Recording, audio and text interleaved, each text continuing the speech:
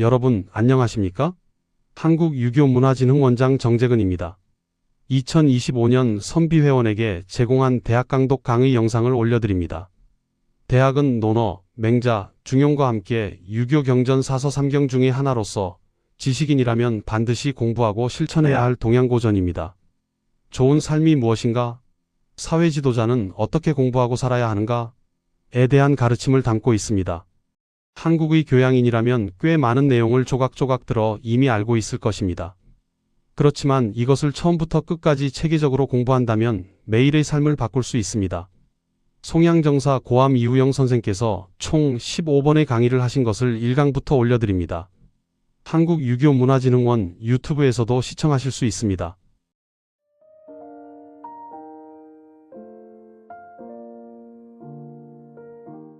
그걸 공수법이라고 그럽니다.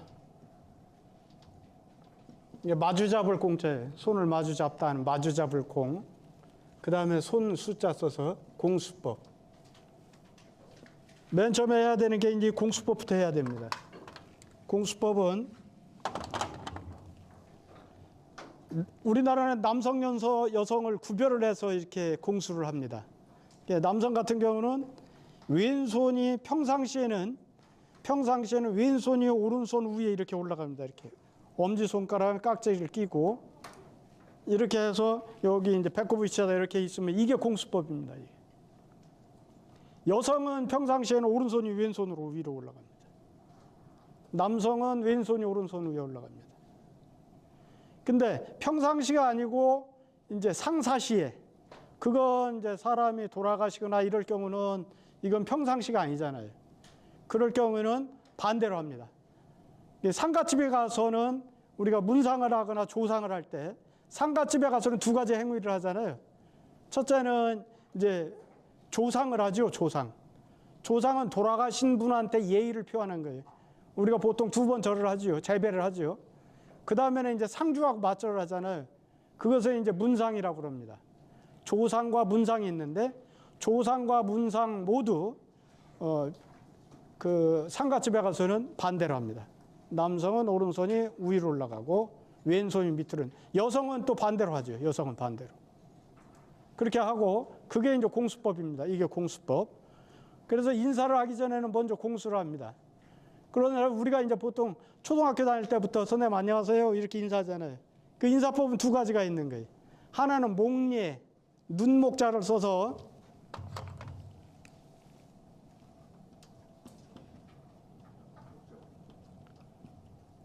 목례가 있고 또 하나는 뭐냐면 반절이라고 있습니다. 꺾을 절자에 허리를 꺾는다는 의미. 목례는 그냥 가볍게 한 15도 정도로 이런 정도로 이렇게 선생님 안녕하세요 이렇게 가벼운 인사를 목례라고 그럽니다. 그러나서 좀 인사답게 인사하는 것을 우리가 허리를 깊이 숙여서 이렇게 인사하면 이거 반절이라고 그래요. 우리가 보통 절을 할 때의 반 정도의 예를 차린다도 반절이라고 그래요. 근데 우리 서당에서는 선비들은 옛날 선비들은 음례라는 걸 합니다.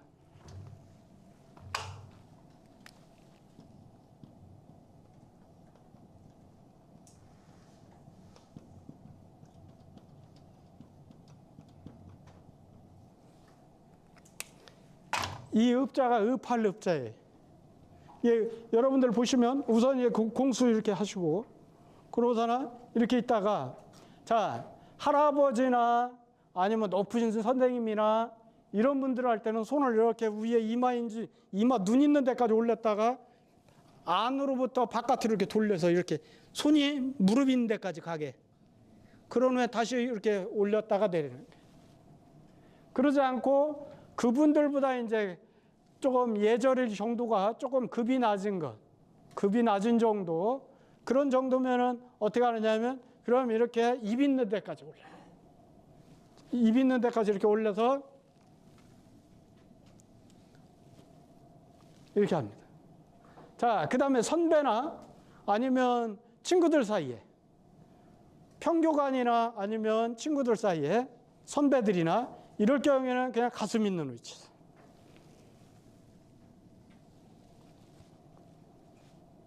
이게 이제 그 음례입니다. 그래서 선비들의 인사법은 이렇게 옛날부터 이렇게 의부로 해왔으니까 우리 이제 또 선비가 되기 위해서 이 자리에 오셨으니까 그렇게 예를 한번 하도록 하겠습니다. 그러면 보통 구호를 할 때는 뭐 공수 이렇게 하지는 않습니다. 공수는 그냥 자연히 옛날에는 선비들이 서 있는 자세가 이렇게 뻣뻣하게 서 있지 않고 반드시 이렇게 손을 모아서 이렇게 서는 게 보통 일반적인 모습입니다. 어디서나 언제 어디서나 이렇게 공수하고 있는 모습이 일반적인 모습입니다.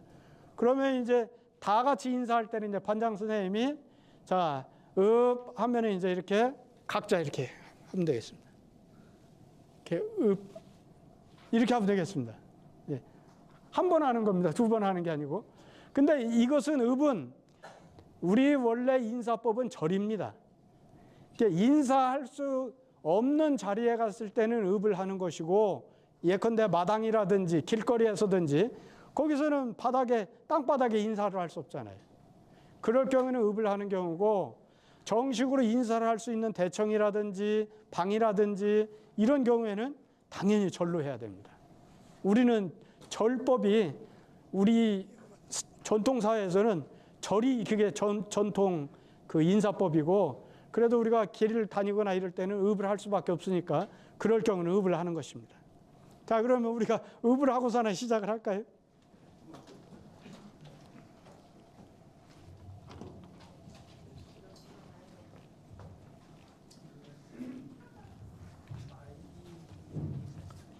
자, 그럼 우리 여러분들 지금 말씀드린 바와 같이 다 같이 우리 선생님께 인사를 한번 드리겠습니다. 다 일어나세요.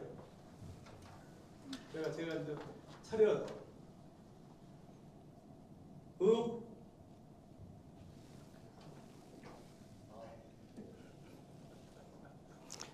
처음엔 어색하시죠? 네, 익숙해지십니다. 이따 끝날 때에도 우리 선생님한테 오늘 하나 이렇게 배웠으니까 이렇게 읍 인사를 이렇게 하는 걸로 이렇게 하겠습니다. 감사합니다.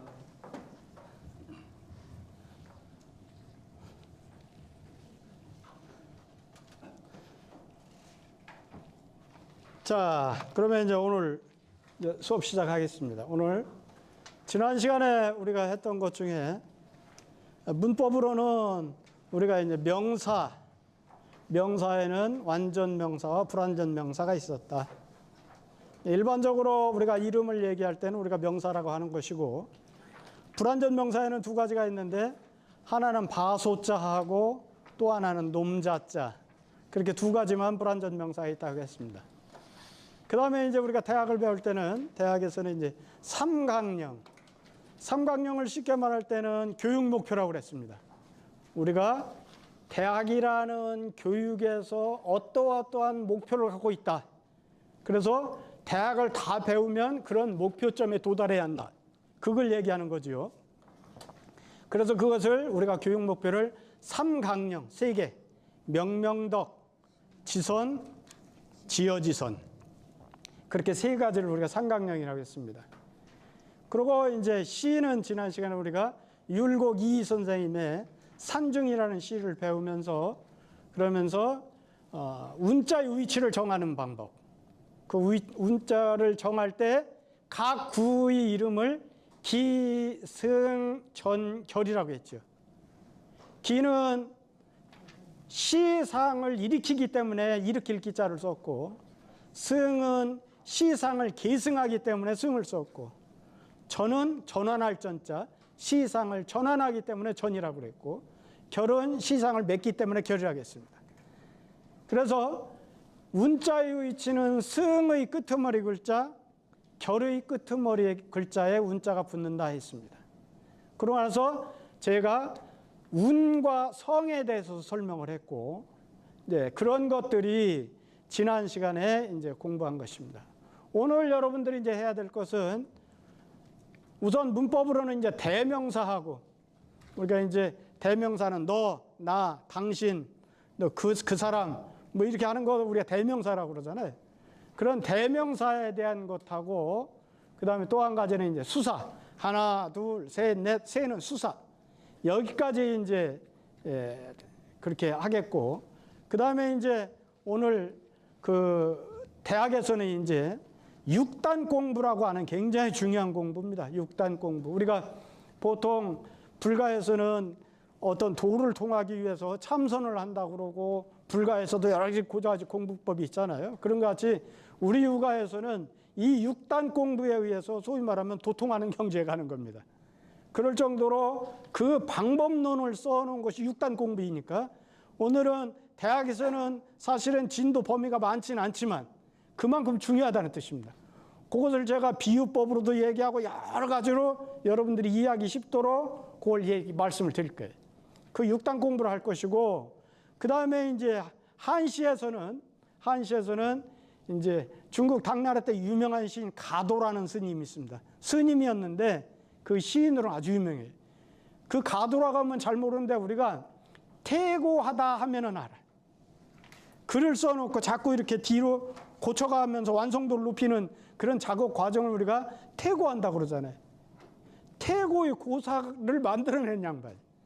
그럴 만큼 굉장히 유명한 거고, 우리가 그 동양화를 이렇게, 우리가 한국화나 동양화를 이렇게 보다 보면 산이 그려져 있고 동자가 있는데 어떤 사람이 와서 길을 묻고 하는 그런 그림 같은 게 많아요. 예. 그 시를 오늘 하겠습니다. 시문자 부르라고 하는 시인데, 그 시를 하면서 오늘은 이제 운자를 어떻게 정할 것인가지 할 겁니다.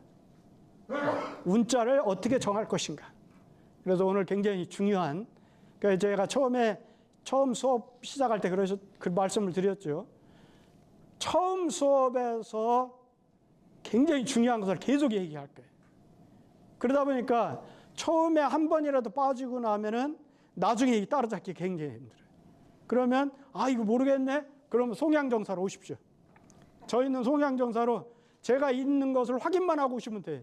언제든지 오세요. 그냥 오셔서 제가 지난 시간에 빠졌는데 우리 여기 한의진에서 올려주는 그런 그걸 봐도 잘 모르겠습니다. 그럼 와서 오시면 제가 이제 설명을 해드릴 수 있어요. 그때는 부담 갖지 마시고 그냥 오시면 됩니다. 아무 때나 오시면 됩니다. 자, 그러면 이제 우선 공부를 시작하기 전에 지난 시간 한 것 같이 지난 시간 한 것을 성독을 하겠습니다. 자, 다 같이 합니다. 태학지도는 제명명독하며 제신민하며 제지요 지선인내라. 정자왈치는 당적신내라.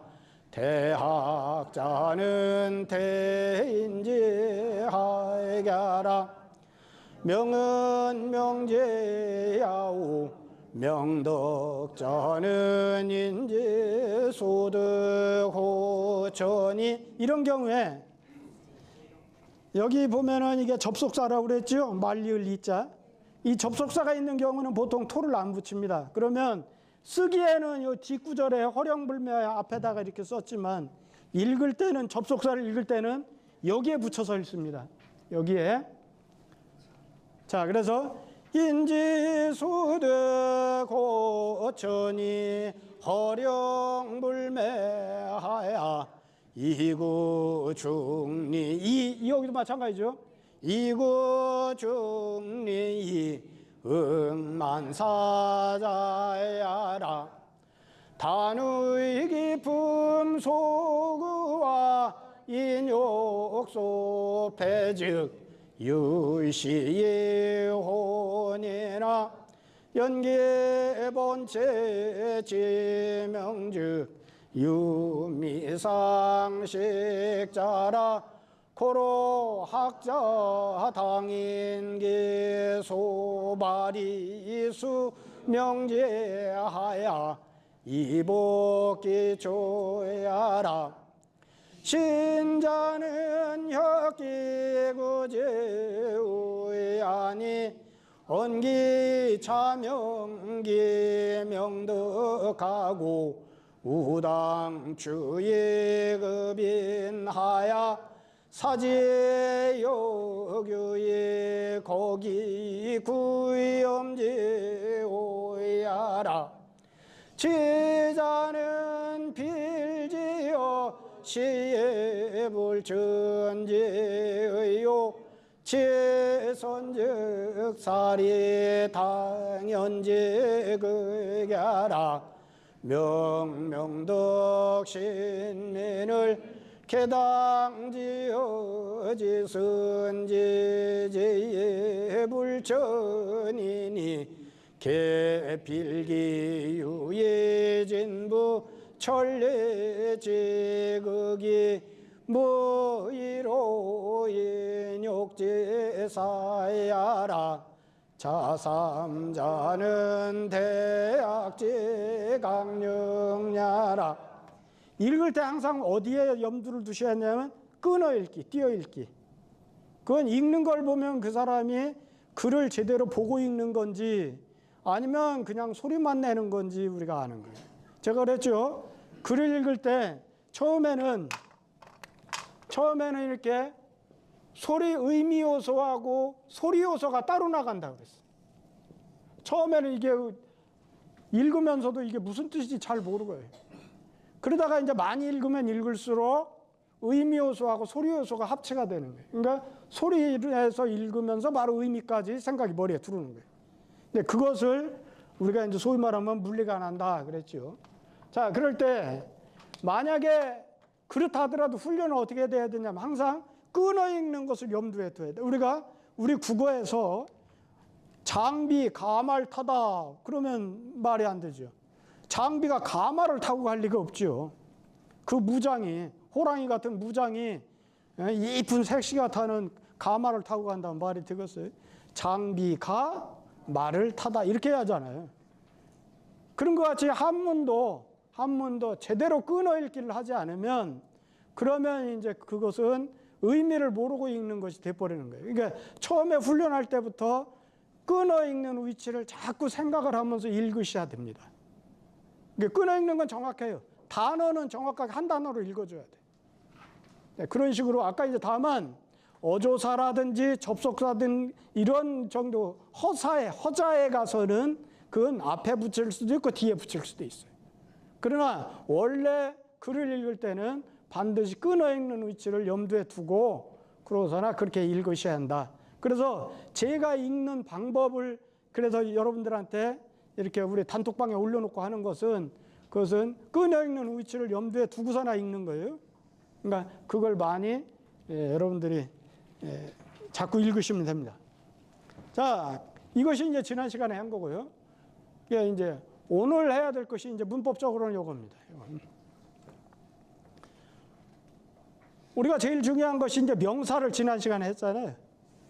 그 다음에는 이제 명사 대신 칭하는 말이 필요해. 명사 대신 말하는 것. 우리가 보통 그러잖아요. 서양에서는 사람 이름을 직접 얘기해서 그 사람을 얘기해. 근데 우리 한국 사회에서는 그렇지 않죠. 그분.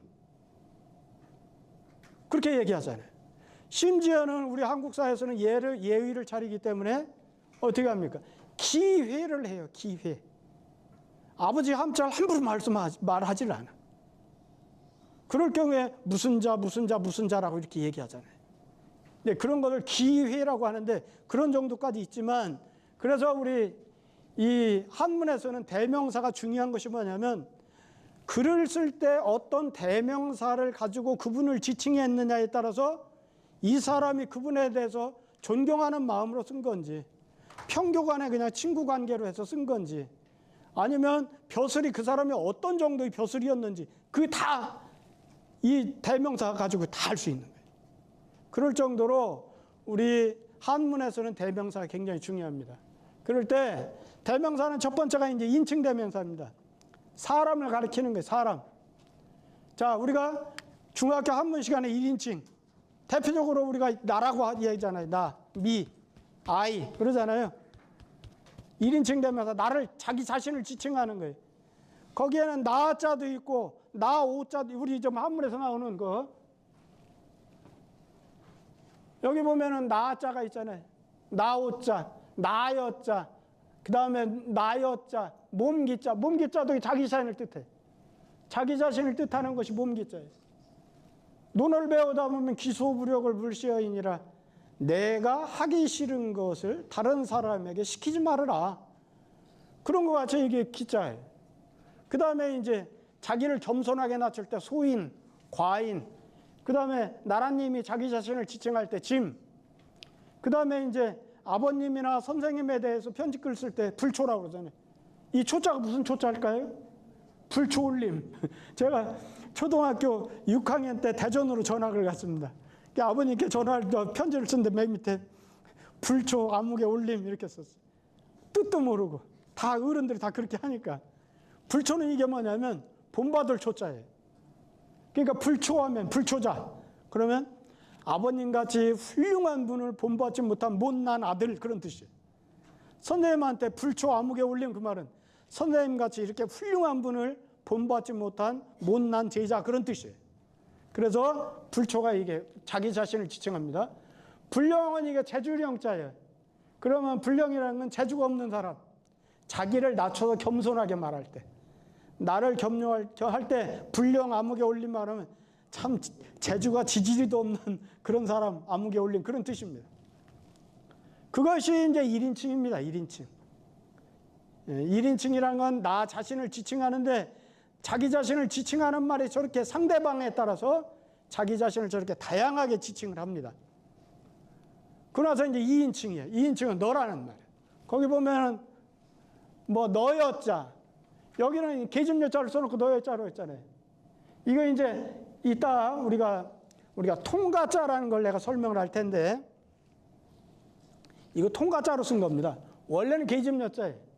근데 옛날에는 같은 발음을 가지고 통용해서 쓰는 글자들이 그냥 있었어요. 전혀 상관이 없는데. 근데 여기서는 이제 2인칭으로 너라는 의미를 쓴 거예요. 아들 자자도 마찬가지. 아들이요. 근데 여기서는 우리 소위 말하면 자기, 그대, 당신 그런 뜻이에요. 그 다음에 너약자. 여기 보면 접속사 이자 있었잖아요. 이것도 2인칭 대명사로 시경에 많이 나와요. 시경. 시경을 읽다 보면 우리가 사서삼경 중에 시경을 읽다 보면 너를 뜻할 때 이 이자를 많이 썼어요. 여러 군데서. 그래서 이것도 2인칭 대명사. 그 다음에 너 이자. 우리가 지금 현대 중국어에서 우리가 나는 당신을 사랑합니다. 그걸 영어로는 뭐라 그래요? I love you 그러잖아요. 근데 한문으로는 이 그래요. 나자, 사랑의 자, 너희 자, 이 자 써요. 문법이 영어하고 한문하고 거의 같아요. 우리 국어하고는 다릅니다. 그거 이제 나중에 문법 뒷부분에 가서 나올 거예요, 이게. 그게 너희 자예요, 이게. 그 다음에 이것도 너네 자예요. 그 다음에 이게 군자는 그대 군자예요. 영화 제목, 홍콩 영화 제목에 그대 군자가 나오면 사랑하는 그대라는 뜻으로 많이 쓰였어요. 현대 중국어에서도 요즘 홍콩 영화나 이런 거에 제목에 이 군자가 나오면 대부분이 그대 군자로 쓰였어요. 2인칭 되면서 썼어요. 그 다음에 공은 보통 이제 우리가 돌아가신 분을 지칭하기도 하고 살아있을 때 상대방을 높일 때 쓰는 말이기도 하고 그래요. 그 다음에 선생. 우리 선생하면 요즘 다 선생님이잖아요. 다 선생님. 선생이 어느 정도를 우리가 선생이라고 했을까요? 유교사에서는 문묘에 배양할 수 있을 정도. 그 다음에 그 문묘에는 배양되지는 못했지만 그에 준할 정도의 학덕을 갖춘 분을 선생이라고 해요. 선생. 선생은 사실은 굉장히 높은 사람. 선생. 그러고 나서 이제 3인칭이 나오죠. 한문에서는 3인칭이 그렇게 많지가 않습니다. 한문에서는 3인칭이 그렇게 많지 않고 우리가 제일 많이 쓰는 것 중에 극이자, 그 다음에 저피자, 그 다음에 달을 타자 이런 것들 몇 글자밖에 없어요. 그러나서 이제 여기 보면 이제 부정칭이라고 있죠. 3인칭 중에 이제 부정칭이 있는데 이건 누구 숫자잖아요. 영어로 말하면 후야, 후. 누구수. 그 다음에 이거 누구숙이야, 이건 누구숙. 야, 누구수하고 누구숙은 언제 알아두면 좋냐면 한시 지을 때.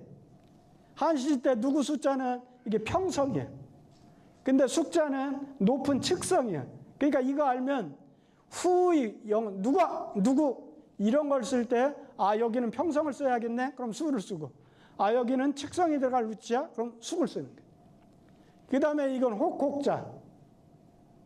불특정한 사람을 가리킬 때 혹이라고 하죠. 그 다음에 아무시모자. 요건 우리 어른 할아버지들도 많이 쓰잖아요. 모씨가 그렇게 했대야. 그 일은 모씨가 한 일이야. 그 사람을 모든 사람이 다 알고 있어. 모씨라고만 해도. 그게 충청도에서는 뭐라고 그래? 아무개. 아무개가 했대야. 그러면 앉아있는 사람은 다 알아. 그렇지만 직접 지칭하지는 않는 거예요. 그럴 때 여기 이제 모씨를 쓰는 거예요. 모씨. 아무목자. 자, 그러고 나서 이제 인칭대명사 이제 복수. 한문은 원래 복수의 단수 개념이 없어요. 한문은 굉장히 골치 아픈 게 뭐냐면 첫째, 시제가 없어, 시제. 이게 지금 현재 말한 건지 과거 말한 건지 미래에 대해서 말한 건지 시제가 없어. 또 한 가지 뭐냐면 단수복수 개념이 없어. 한문은 단수복수 개념이 없습니다. 그래서 그것을 번역하는 사람이 다 넣어줘야 돼. 아, 이것은 과거에 말한 거야. 이것은 지금 말하는데 먼 미래에 대해서 말한 거야. 그런 것을 그 한문 번역하는 사람 다 해줘야 돼. 그래서 여기 이제 단수복수 개념이 없는데 다만 여기 등자라든지 배자 같은 거예요. 우리가 김이삼이 독립선언을 맨 첫 구절에 보여요. 5등은 자해하 조선의 독립국인과 조선인의 자주민임을 선언하노라 그러잖아요. 그 5등이라고 할 때 그게 이제 우리들이라고 해요. 거기서는 이제 복수 개념으로 썼어요. 자, 그 다음에 봅시다. 그러고 나서 이제 대명사가 이제 지시대명사. 아까 인칭대명사 그 첫 번째. 두 번째는 지시대명사예요. 지시대명사는 요거 이제 여기 보면 우리가 이제 2차자. 이것, 저것, 그 이렇게 이제 지시하는 거예요. 제가 지난 시간에 이제 지자에 대해 설명할 때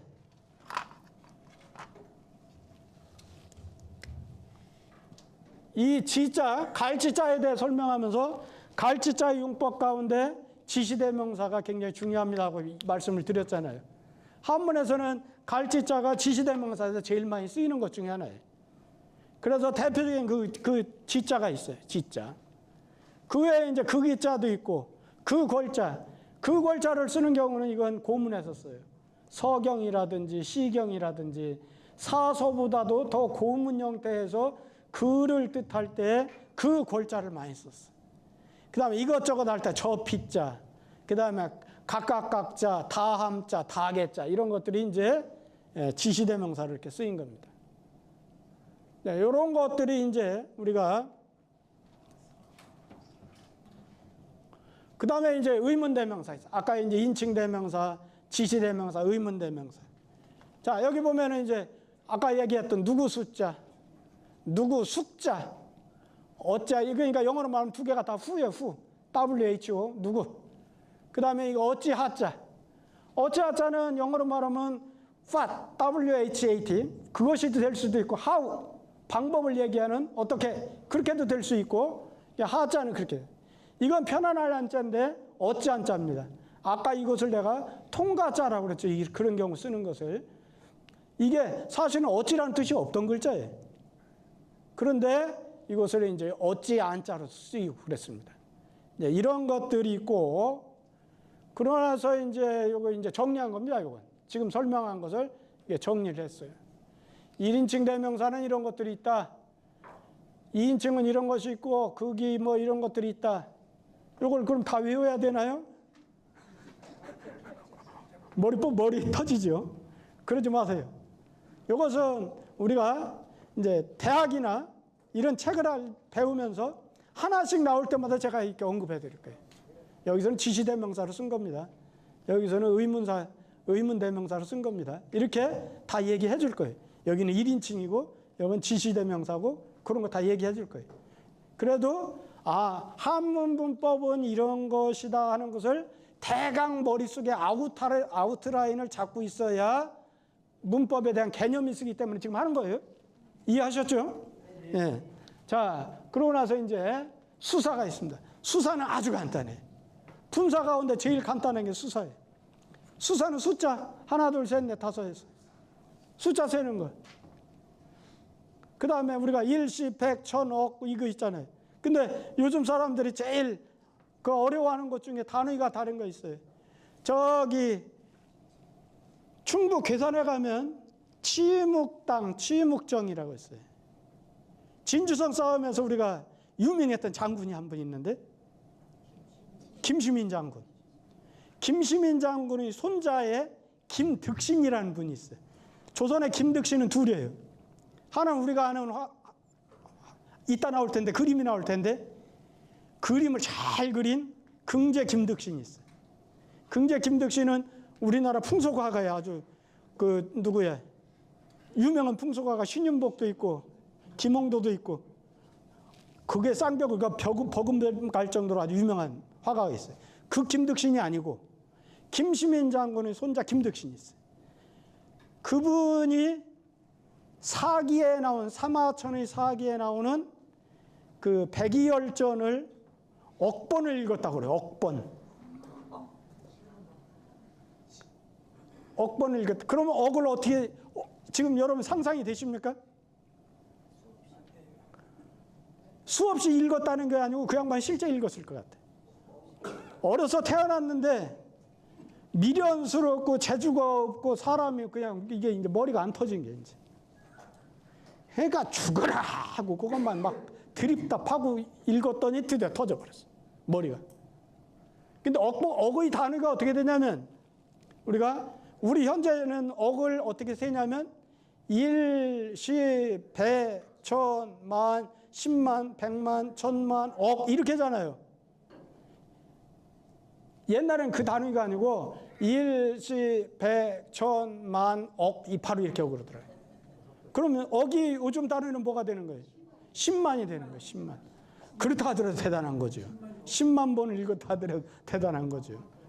그러니까 옛날 분들이 공부하는 방법이 내가 여러분들이 아주 잘 아는 한학자 중에 한송 성백효 선배라고 있어요. 그분한테 이제 우리 곡부서당에서 공부할 때 이제 이렇게 한 번씩 이제 주말 내려와요. 그럼 선생님은 자세히 설명을 안 해주셔요. 선생님은 질문해야 이제 진짜 골수가 나와. 선생님의 학문의 골수가 질문을 통해서만 나오지 선생님이 이렇게 상세히 설명 안 해주셔요. 그러면 이제 그런 한송 선백효 선배나 고당 선배가 내려오면 이제 우리가 이제 쌓였던 의문을 막 이제 질문을 막 하는 거예요. 그래서 이제 우리가 물어봤어요. 아니, 도대체 물리가 나야 한다는데 어떻게 공부해야 물리가 나는 거예요? 그때 자기 이제 천자문 얘기를 하는 거예요. 아이고, 어렸을 때부터 5살인가 6살부터 아버지한테 천자를 배우는데 천자를 그놈을 이제 아버지가 오늘 여기까지 해라.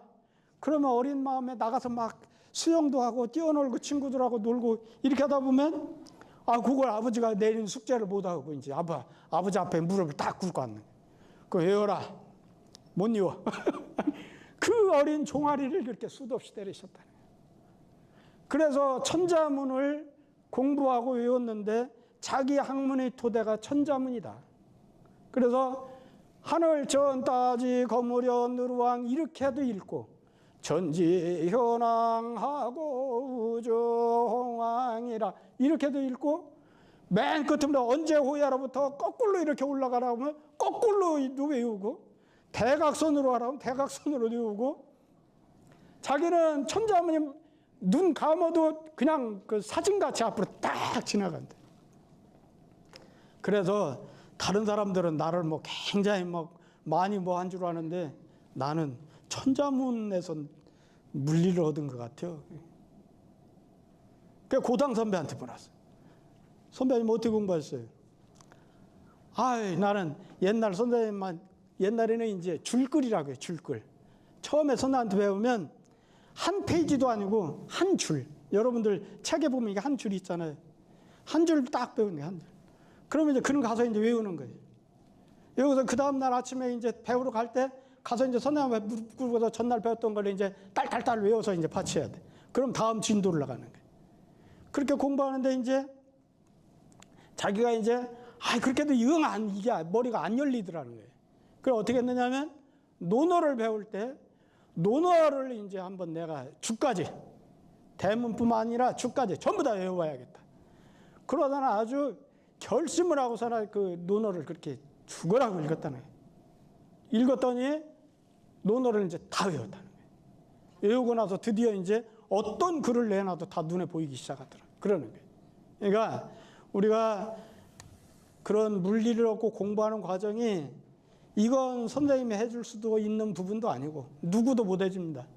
자기가 열어가는 거예요. 자기가. 그것을 이제 그렇게 해서 물리를 얻었다는 거예요. 그 수사 이제 얘기하다 엉뚱한 길로 빠졌죠, 우리가. 자, 그러고 나서 이제 오늘 얘기했던 이제 6단 공부에 대해서 합니다. 6단 공부는 굉장히 아까 중요하다고 그랬죠. 이게 이제 육아 수양의 핵심이고, 육아 수양하고 함양한다. 그래서 공부해서 도통한다, 도를 얻었다 하는 공부 방법이 이겁니다. 그것을 우리가 이제 6단 공부라고 그래요. 여섯 육자에다가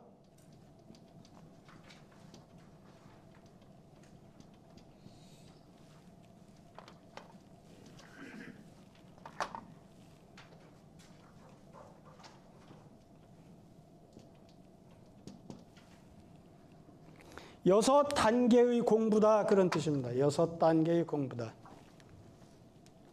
이 6단 공부를 통해서 이제 우리가 여기서 이제 많은 힘을 얻고 여기서 우리가 얻어야 될 게 많습니다. 자, 여기 보면은 첫째, 모르는 글자는 없을 정도로 아주 쉬운 글자로 되어 있죠.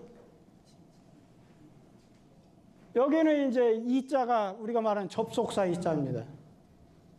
접속사인데 시간의 순차를 따라서 규정한 접속사가 되겠습니다. 접속사 중에서도 시간은 무엇 다음에 무엇, 무엇 다음에 무엇 하는 그런 시간의 순차에 대해서 얘기한 거고, 이자가. 요 후자는 아까 얘기했어요. 후자는 저기서는 디후자로 쓰였어요. 디후자로. 그런데 디후자는 원래 디후자가 어떻게 돼 있어요? 이게 원래 디후자잖아요. 근데 저기서 쓰이는 디후자는 어떻게 돼 있어요? 이 후자는 원래 어떤 의미를 갖고 있는 후자예요? 왕후장상도 왕후장상이라고 할 때 그 후자예요. 임금 후자. 임금후, 황후후. 임금과 황후를 뜻하는 후자였어요. 근데 어떻게 저 디후자로 썼냐? 자, 저것은 우리가 통가자라고 그럽니다. 이것을.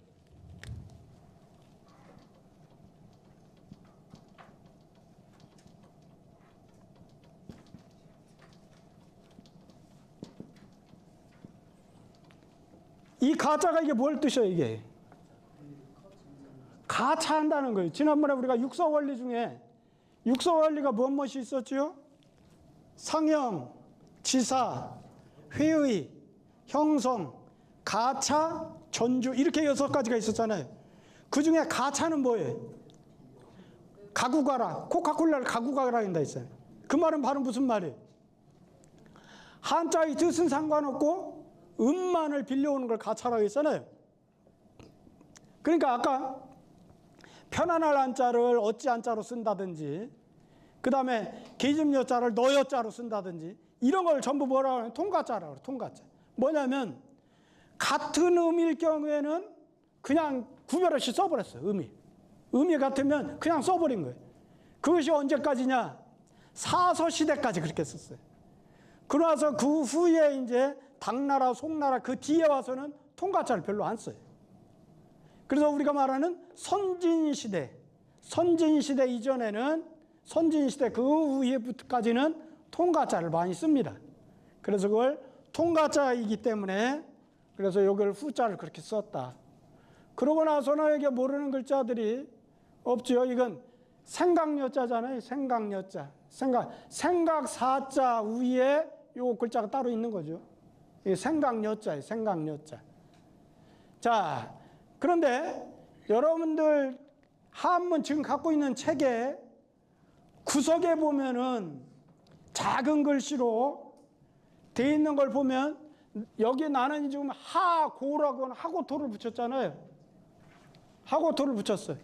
근데 여러분들 갖고 있는 책의 지금 나가고 있는 진도의 가운데 구석을 보면 여기에요, 여기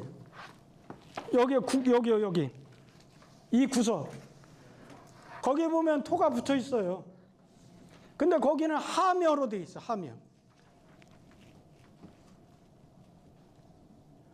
하묘로 돼 있는데요. 나는 이것을 하고로 했어요. 하고하고 하묘의 차이가 뭘까요? 자, 우선 토에 대해서 우리가 생각해 봅시다. 여러분이 갖고 있는 책은 이것은 내각장판이에요. 내각장판은 뭐냐면 국가 궁중에서 금속 활자나 아니면 목판본에서 최고의 기술자를 동원해서 오탈자 없이 국가에서 만드는 국가 정분이라는 뜻이에요. 이게 내각장판이에요. 내각장판을 만들었는데 거기에 하묘라고 했는데 왜 하고를 토를 쓰느냐 그 말이에요. 자, 하묘하고 하고의 차이가 있어요. 여러분들 횡설수설이란 말 들으셨나요? 어떤 경우에 쓰나요 지금? 횡설수설. 아이 저놈 술만 먹으면 횡설수설해. 아 우리 집 양반은 술만 먹으면 그냥 횡설수설해서 아주 죽겠어. 횡설수설이 뭔 뜻이에요? 종잡을 수 없이 그냥 이 말했다 저 말했다 막 하는 것을 우리가 횡설수설이잖아요. 횡설수설 사실은 뭐냐면 논리학 용어예요. 굉장히 좋은 수준 높은 말인데 지금 횡설수설 잘못 쓰고 있는 경우가 대표적이에요. 횡설수설은 뭐냐면 횡으로 말하고 세로로 말하고 그 말이에요. 가로 횡자에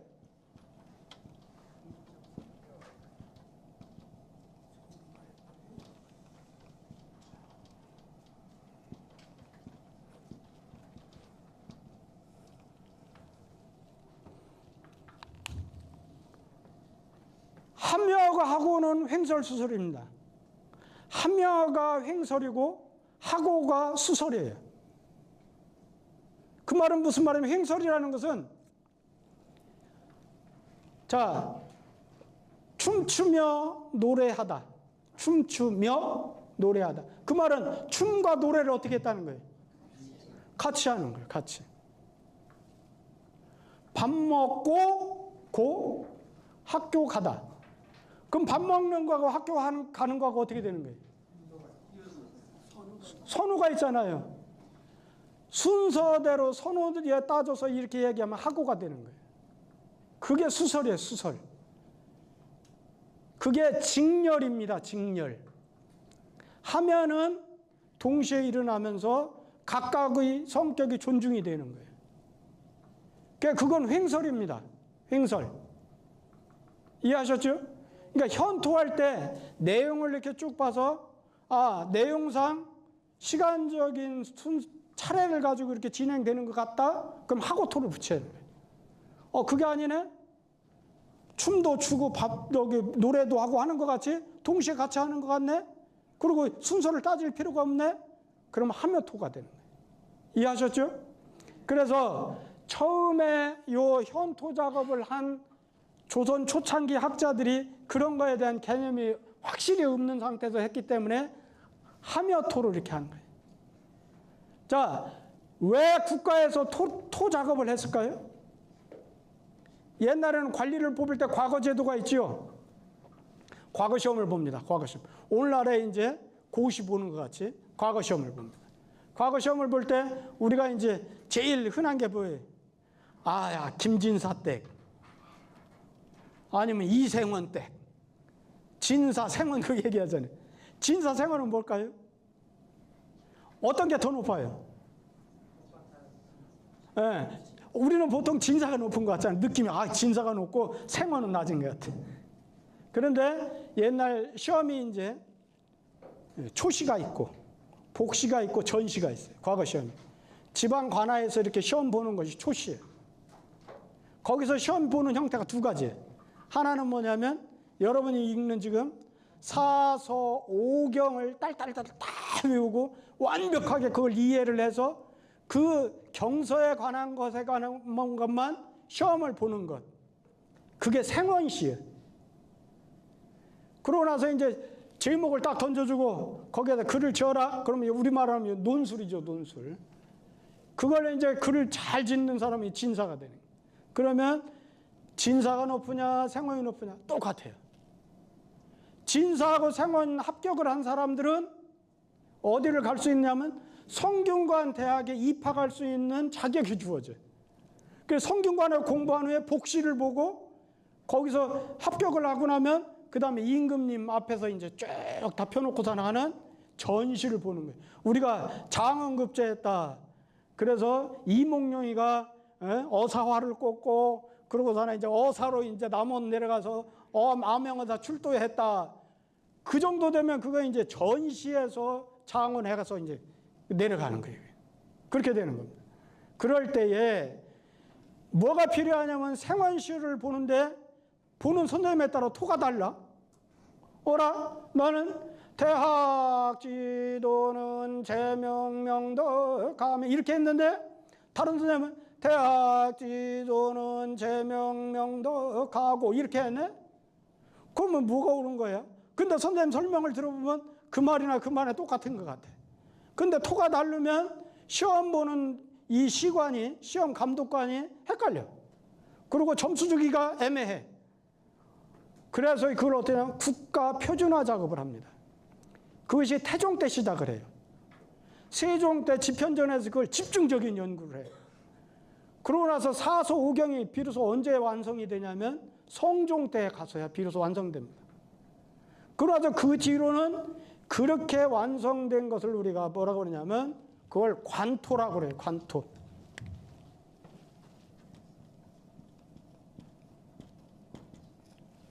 관토라고 그래요. 그러니까 여러분이 지금 하는 것은 관토를 쓰고 있고 나중에 이제 그 대학 서문을 할 때는 제가 율곡 선생님 율곡토로 할 거예요 아마. 내가 옛날 우리 선생님한테 배울 때 그 율곡토를 가지고 배웠기 때문에 율곡토를 할 거예요. 그래 지금 뭐냐면 그러면 태계 선생님 토, 율곡 선생님 토, 그 후에 많은 위대한 학자들이 그 토가 조금씩 다 달라요. 그러면 이제 그건 뭔 뜻이냐면 그 읽는 토를 들어보면 아 저는 학파가 저 사람은 저쪽이구나. 아 토를 들어보면 학파가 이쪽이네. 관토 정본이 있지만 시험 볼 때는 관토를 쓰지만 그렇지만 성리학에서는 학파에 따라서 토를 달리하기도 합니다. 이쪽 기호학에서는 율곡토를 정본으로 하고 저쪽 영남학에서는 태계토를 정본으로 하고 보통 그렇게 합니다. 그렇게 해서 다만 우리는 지금 일반적인 여러분들하고 이렇게 할 때는 관토를 쓰는데 딱 한 군데 여기서만 여기 지금 6단 공부에서만 명백하니까 이건 율곡 선생님이고 태계 선생님 어떤 선생님도 다 똑같아. 그분도 다 똑같이 지금 내가 한 것 같이 하고토를 썼기 때문에 그래서 여기서는 관토를 쓰지 않고 여기서는 다 옛날 훌륭한 학자들이 다 얘기했던 하고토로 전부 합니다. 이해되셨죠? 자, 그러면 이제 이것을 이제 한번 풀이해 봅시다. 그러면 이제 자, 여기 보면 지 그랬잖아요. 알지자에다 그칠 지자예요. 그러면 이게 목적어가 되고 이게 서술어가 되잖아요. 그럼 뭐예요? 그침을 알다. 그칠 곳을 아는 게 그칠 곳을 알아. 그칠 곳을 알고 그리고 난 뒤에 이후에 이자는 접속사고 후는 아까 뒤우자라 했잖아요. 이후는 우리가 보통 이후에 하는 말과 똑같아. 그런 뒤에 그 말이에요. 그 뒤에 그침을 알고 그런 뒤에 정함이 있어. 집자리를 정했어. 잠잘 곳을 정했어. 그 정자 이게 정자. 정할 정자잖아요. 그랬으니 그침을 알고 그런 뒤에 정함이 있으니 정하고 그런 뒤에 정한 이후에 능자는 이게 가능을 뜻하는 조동사라 했어요. can의 의미라겠죠. 뭐 할 수 있다. 그러면 이게 뭔 뜻이에요? 고유할 정자. 정한 뒤에 능히 고요할 수가 있어. 고요할 정자니까. 고요할 수가 있어. 고요한 뒤에 능히 편안할 수 있습니다. 편안한 뒤에 생각할 수 있어. 사려할 수 있어. 사려한 뒤에 얻을 수가 있다. 이거잖아요. 말은 쉽잖아요. 근데 아까 굉장히 겁을 줘놨어. 육단 공부를 하고 굉장히 중요한 거다. 자, 그러면 이제 하나씩 분석해 봅시다. 왜 중요한지. 자, 여기에서 그칠 지자가 어디로부터 나왔을까요? 우리가 지난 시간에 배운 것 중에 어디서 나왔을까요? 그렇죠. 지어지선으로부터 온 거예요. 대학 지도는 제명명덕하며 제신민하며 제지어지선이니라. 지극히 선한 곳에 그쳐. 거기에 딱 머물러야 돼. 지극히 선한 경지에 머무르는 것. 그 지극히 선한 경지에 머무르는 것을 아는 거예요. 그러고 나면 지극히 선한 경지에 머무르는 것을 아는 것. 이 안다고 하는 것을 그냥 안다고 그러면 우리 국어에서는 뉘앙스가 분명하지가 않아요. 근데 한자나 독일말이나 이런 철학이 발달된 언어에서는 뉘앙스가 굉장히 중요합니다. 여기서는 안다고 하는 의미가 인식한다는, 그냥 인식이에요. 아는 거 그냥. 아, 지어지선에 그쳐? 그것이 굉장히 중요한 것을 이제 알아야 돼. 인식해야 돼, 우선. 머릿속에 인식하고. 인식하고 난 뒤는 뭐가 있느냐면 정함이 있어요. 정함이 있다는 것은 무슨 말이냐면 이리 갈까 저리 갈까 흔들리지 않다는 거예요. 확고하게 된다는 거예요. 알고 나서는 확고한 상태로 가야 한다는 거예요. 확고하게 알고 나서는 어떻게 되냐면 고요한 상태로 가요. 고요할 수가 있어요. 고요할 수 있다는 건 뭔 말인가요? 외부로부터 어떤 유혹이 와. 우리가 보통 마음이 막 복잡하잖아요. 외부로부터 유혹이 오고 내부로부터 그렇게 되면 어떤 상태가 일어나요? 갈등이 일어나. 외부의 유혹이 있고 내부적인 갈등이 있어. 그것이 고요할 수가 있어요. 그걸 잠재우고 외부로부터 유혹도 흔들리지 않고 내부로부터 일어나는 갈등도 그것도 딱 정리정돈돼서 고요한 상태로. 그러한 고요한 상태로 간 다음에는 뭐 어떤 상태로 갈 수 있느냐? 마음이 편안한 태평한 상태로 갈 수 있어. 편안한 상태로 갈 수 있어. 아, 나는 내 길을 정해져 있어. 나는 지어지선을 따라서 살 거야. 그것이 딱 외부에서 유혹이나 내부에서는 갈등 그런 거 전혀 없이 나는 그렇게 할 거야. 그렇게 하면 마음이 편안한 상태로 간다. 그러고 나서는 이게 어떤 상태로 가느냐? 그러면 이제 사유를 통해서 통찰력을 얻을 수 있는 단계로 간다는 거예요. 그게 이제 여예요. 그러고 나면 이제 어떻게 되느냐? 얻어. 근데 우리가 얻는 것은 그냥 얻는, 여기서 말하는 득이라고 하는 것은 저 사람이 나를 그거 줬길래 내가 그냥 얻어왔어. 그런 얻는 의미가 아니고 체득의 의미입니다. 체득.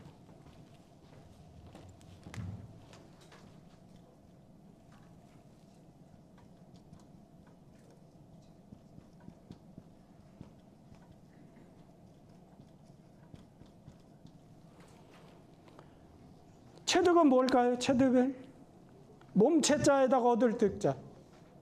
머리로만 얻어지는 것이 아니고 몸으로까지 얻어지는 거예요. 몸으로까지.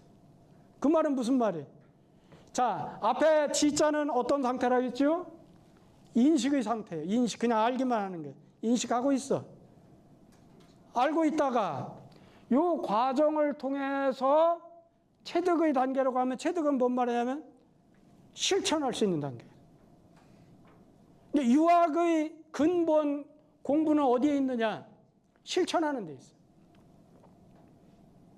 지식의 많은 지식을 얻고 많은 지식을 머릿속에 쌓고 거기에 목적이 있는 게 아니에요. 내가 하나라도 배웠으면 그걸 실천하지 않는다면 그러면 그건 내 지식이 아니에요. 그건 내 것이 아니에요. 내가 실천해야 그게 이제 체득이라는 겁니다. 그게 체득. 자, 그러면 우리가 먹는 음식 가지고 한번 생각해 봐요. 지지라는 걸 뭘까요? 지지. 자, 음식을 엄마가 해왔어. 그럼 처음 보는 음식인 것 같아. 그러면 처음에 냄새도 맡아보고 색깔도 보고 그러다 먹음직스럽네. 이렇게 이제 막 그 음식에 탐구할 거 아니에요. 그게 지지 상태입니다. 지지. 정함이 있다는 것은 이게 보니까 굉장히 맛있을 것 같아. 향기도 좋고 그다음에 색깔도 좋고 맛있을 것 같아. 그럼 마음이 확고하게 이제 먹어야지. 정함이 있어.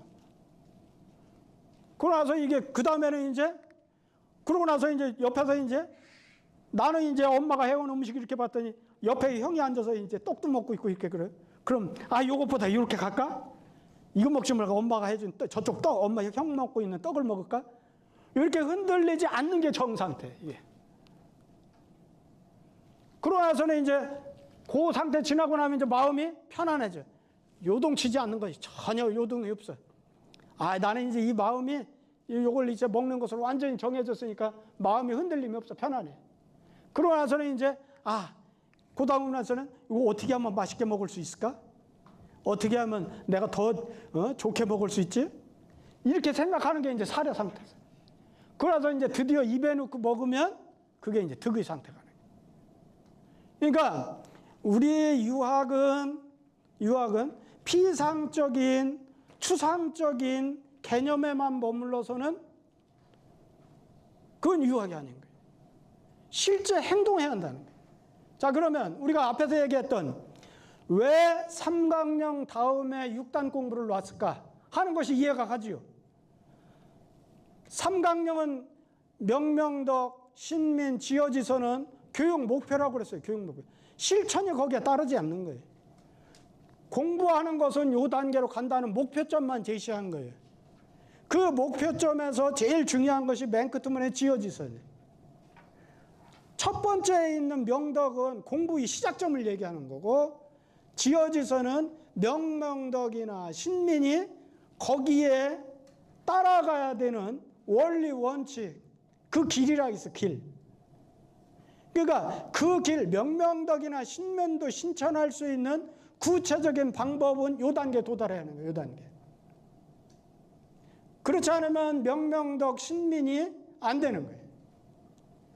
이렇게 해서 이렇게 되면은, 자, 여기에서 우리가 이제 다음 시간부터는 이제 8조목을 들어갈 겁니다. 8조목, 맨 처음 고지용, 명명덕, 천하자는 거기부터 나갈 텐데, 거기에서 안다고 하는 것. 그침을 안다. 요건 8조목 가운데 경물치지에 해당되는 겁니다. 세상의 모든 사물의 이치를 연구하는 경물. 그러나서 그 아는 지식을 확충시키는 지지. 그 단계가 지지입니다. 그 다음에 여기 있는 유정, 여기 있는 능한, 여기는 능력까지는 어디에 해당될까요? 성의 정신 부분에 해당됩니다. 성의 정신 부분에. 뜻을 성실히 하고 내 마음을 바른 마음가짐을 갖도록 하고 성의 정신에 해당. 그러고 나서 여기에 있는 능득은 수신제가 치국 평천하 고단계까지. 수신제가 치국 평천하는 결국은 뭐예요? 수신이 된 상태에서 그것이 저절로 제가 치국 평천하로 나타나는 상태. 공효라고 그럽니다. 그것이 되기 때문에 그래서 이것은 이렇게 이걸 6단 공부라고 해서 6단계의 공부가 이렇게 중요한 겁니다. 자, 그러면 한 발짝 더 나가 봅시다. 한 발짝. 그런 의심 안 들어요? 이 6단 공부 이전에 뭘 할까? 6단 공부 이전과 6단 공부 이후는 뭐가 있지? 그런 의심 안 들으셨나요? 이거 이제 굉장히 높은 공부인데, 자, 그것을 우리 6단 공부 이전에는 윤곡 선생님 말씀했어요. 학자지 초에 입지 공부를 얘기했어요. 입지가 굉장히 중요하다. 경목요기라는 책 보면 입지를 굉장히 중요하게 합니다. 입지는 뭐냐면 뜻을 세우는 거예요. 아, 뜻을 세워야 여기 단계에 들어갈 거 아니에요. 뜻을 세우지 않았는데 이 단계로 들어가지를 못하는 거예요. 그러니까 6단 공부 이전에는 아, 입지가 있구나. 설립자에다가 뜻지자. 애들한테는 제일 중요한 게 어린이 교육에서 제일 중요한 게 입지라는 거예요. 그래서 여러분들 집에 가면 손자들한테 커서 뭐 될 거야? 자꾸 물어보라는 거예요. 아, 나 뭐가 되고 싶어요. 그렇게 어렸을 때부터 자기 상을, 미래의 상을 자꾸 심어주면 그렇게 된다는 거예요. 그게 입지입니다, 입지. 윤곡 선생님은 입지만 제대로 되면 나머지 공부 제대로 된다. 입지를 그렇게 중요하시죠. 자, 그러고 나서 이제 아까 얘기한 대로 요 이후에, 능덕 이후에는 세상에 나가서 펴야 될 거 아니에요. 집에서 펴는 걸 뭐라고 그래? 제가라고 그러잖아요. 국가에 펴는 걸 뭐라고 그래? 치국이라고 그래. 온 세상에 펴는 걸 평천하라고 하는 거예요. 네, 그런 것 같이 여기 있는 6단 공부는 교육 목표인 3강령과 실천 세목이라고 말할 수 있는 8조목 사이를 연결해주는 다리 역할을 합니다. 다리 역할을 해요. 목표 딱 정해주고 실천해라 8개. 그러면 사람이 헷갈리니까 가운데에다가 다리를 하나 건너가는 다리를 얼마나 친절해요. 다리를 하나 해놓고서나 그러나서 이제 다음 시간부터는 우리가 이제 8조목 공부를 들어갑니다. 자, 그 다음에는 이제 주석을 봅시다. 주석을 보면 제가 그랬죠. 모든 주석에서 첫 번째 해야 되는 것이 주석에서는 순서가 있다고 했죠. 맨 처음 앞에 나오는 게 앞에 치는 당작신이라 그건 바로 뭐라고 그랬어요? 아, 훈고라고 그랬어요. 훈고. 훈고가 없으면 훈고를 빼고 훈고 다음에는 글자 자체의 해석, 글자의 뜻, 한 글자 한 글자. 그 다음에는 단어와 구의 설명. 그 다음에 그것을 전부 뭉쳐가지고 부연 설명. 그 문 전체를 부연 설명하는 순서로 주석이 달렸다고 했잖아요. 기억하시나요? 네, 좋습니다. 자, 그러면 여기 이제 거기 이제 그래서 여기는 지금 그칠 지자에 대해서 먼저 설명했잖아요. 그 다음에 또 보면은 이게 이제 여기서는 크게 구체적인 설명을 다 안 하고 글씨 한자 한자에만 이렇게 다 설명을 했어요. 여기서 말하고 있는 글씨의 뜻은 이런 뜻이다 하는 거예요. 자, 그럴 때 여기 놈자자 붙었잖아요. 놈자자. 어떤 게 왜 한자에서는 지는 소당지진이 이렇게 해도 되는 것을 지자는 자를 왜 혹 붙이듯이 하나 붙여놨을까? 지자. 해설이나 설명할 때 이것은 바로 해설이나 설명의 대상이다 하는 것을 알리기 위해서 지자를 붙인 거예요. 그냥 지 해도 돼요. 그런데 지자라고 하면 지하고 지자의 차이점은 뭐냐면 그냥 지 하면은 그러면 이렇게까지 길게 안 할 거예요. 지는 그친다는 뜻이니까 한두 글자로 해서 설명 끝내버릴 거예요. 그런데 이렇게 길게 설명했다고 하는 것은 이 지라는 글자에 대해서 여러 이것저것 설명을 붙이느라고 자자를 더 붙인 거예요. 이해했죠? 앞에서도 명덕자는 인지 소득 우천이 허령불매해서 명덕 자 붙였잖아요. 명덕은 이렇게 하지 않고 그렇죠? 그런데 명은 명지하라 그렇게 딱 두 글자로 해버렸잖아요. 네, 그럴 경우에는 자자를 안 붙이고 글자 한 글자로 설명할 때 부연 설명하고 해설하고 그렇게 할 때는 뒤에다가 자자를 붙여서 설명의 대상이 된다는 걸 명확히 하기 위해서.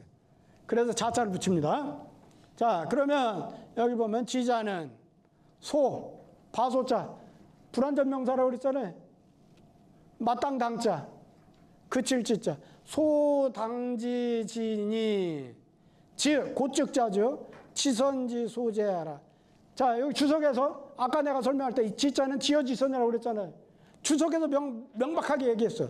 지라는 것은 지는 마땅히 그칠 바의 땅이니 이 지자가 그럼 의로 해석이 됐어. 그럼 뭐예요? 관형격 조사라고 그랬잖아요. 그러니까 여기 보면 지자는 지는 마땅히 그칠 바의 땅이니 땅이라고 하는 것은 경우, 경지 그런 걸 말합니다. 곧 지선의 있는 곳이다.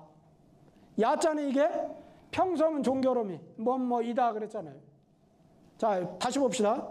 지자는 지라는 것은 마땅히 그칠 바의 땅이니 곧 지선의 있는 곳이다. 지선이 있는 곳이다 그 말이에요. 지지즈. 그렇다면 이게 지자가 뭐예요? 그것을 안다면 했으니까 지자가 뭔 뜻으로 쓰인 거예요?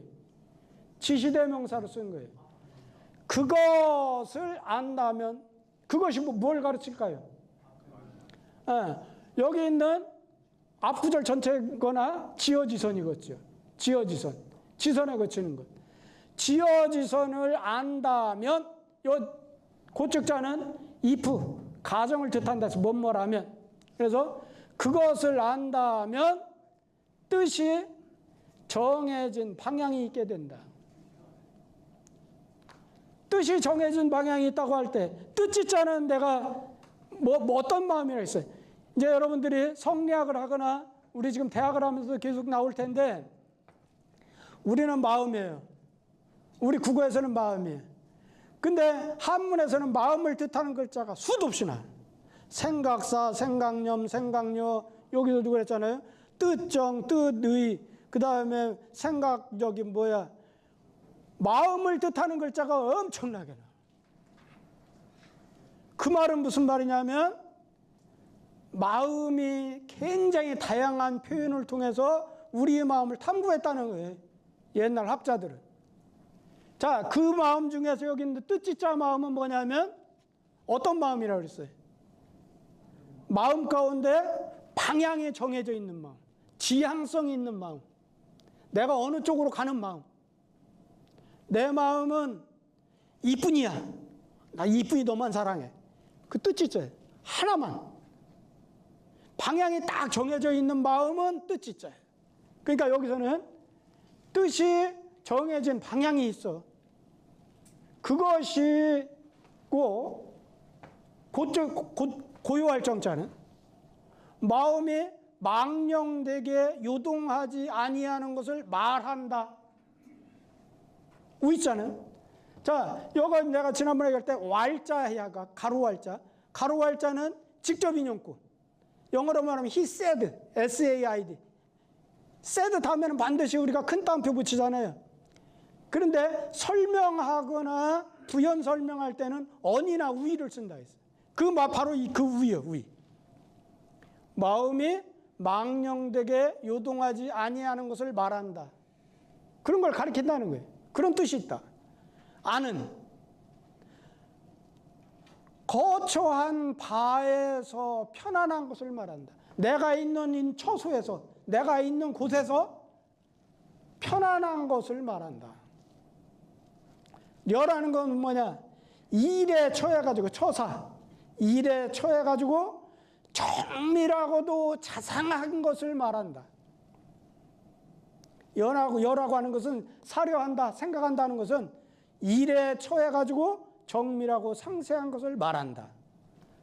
득은 그 그칠 바를 얻는 것을 말한다. 여기서는 그칠 바를 말하면 지어지선이라고 했죠. 지어지선. 자, 그래서 여기 있는 6단 공부가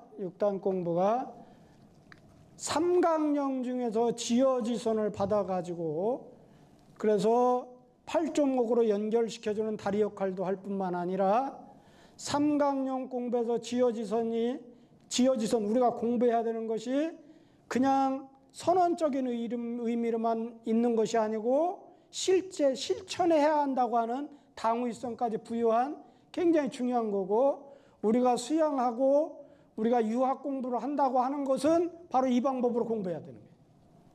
이건 바로 무슨 말이냐? 공부하는 방법을 써놓은 거예요. 공부하는 방법. 공부하는 방법과 공부하는 과정을 써놓은 거예요. 우리가 조용히 앉아서 수양해. 나는 함양 공부할 거야. 나는 정작 공부야. 그렇게 공부하는 과정이 바로 이렇게 한다는 거예요.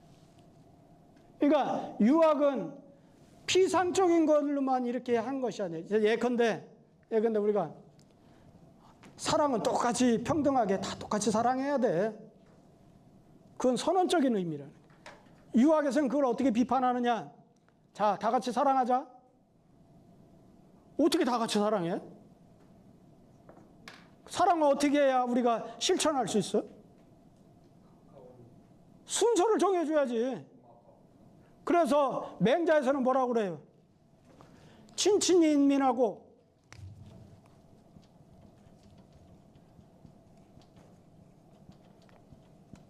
친친이 인민하고 인민이 애물이라.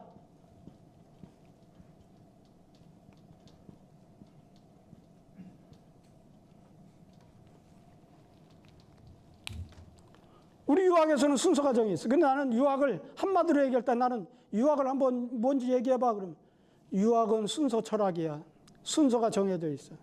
순서가 정해져 있지 않으면 그러면 이건 실천과 떨어지지 않은 그냥 선언이야. 선언은 아무나 할 수 있어. 도둑놈도 자 사랑하자. 우리 선하게 살자. 할 수 있어. 선언은 누구나 해. 그런데 실천하는 실천 순서를 정해주고 이 순서대로 가야 한다. 이렇게 해야 사람이 실천할 수 있는 거예요. 그래 여기 있는 말하는 것이 친할 친자잖아요. 어질린 자에 사랑의 자에 세 개는 다 사랑의 뜻이에요. 다 사랑이에요. 친히해야 될 사람 누가 있어요? 우리가 인간 사회에서 제일 친히해야 될 대상, 내 주변에서 가장 친하게 해야 될 대상, 제일 친밀해야 할 관계 뭐예요? 일촌. 뭐가 일촌이에요? 부모 자식 간이잖아요. 부모 자식 간. 부모 자식이 일촌, 형제간은 이촌, 엄마 형제 아빠 형제 다 삼촌, 그 다음에 그 형제들 사이에서 난 사촌. 우리 유학이 얼마나 이 촌수 따지는 게 과학적인지 몰라. 그거 좀 그렇게 친밀한 관계를 숫자로 표시해버렸어요. 그래서 실천하는 단계를 그 순서대로 하라는 거예요. 야, 저수지에서 우리 아버지하고 친구 아버지하고 물에 빠져가지고서 하나 돌아가시려고 그래. 그럼 누구부터 구해? 똑같이 사랑하니까 허둥대다가 두 분 다 돌아가셔? 내 아버지부터 손이 가죠. 그건 당연히. 그것이 우리 유학이라는 거예요. 우리 유학. 우리 유학은 순서대로 가야 한다. 그래서 친친이 인민하고 인민이 애물을 해야 돼. 자, 그런 거 같이 우리 유학을 이 지금 6단 공부는 삼강령 선언을 해놓고 나서 사람들이 너무 피상적이고 그 다음에 이걸 어떻게 해야 돼? 하는 생각을 할 것 같으니까 6단 공부를 정해서 그래서 이렇게 해서 그러고서 실천할 수 있는 우리가 8조목으로 그렇게 갈 거야. 이렇게 하신 거예요. 이해되셨죠? 자, 그러고 나서 이제 6단 공부를 끝나고 나면 이제 이게 나오죠. 시간이 지났네? 10분 쉬었다가 가십시다.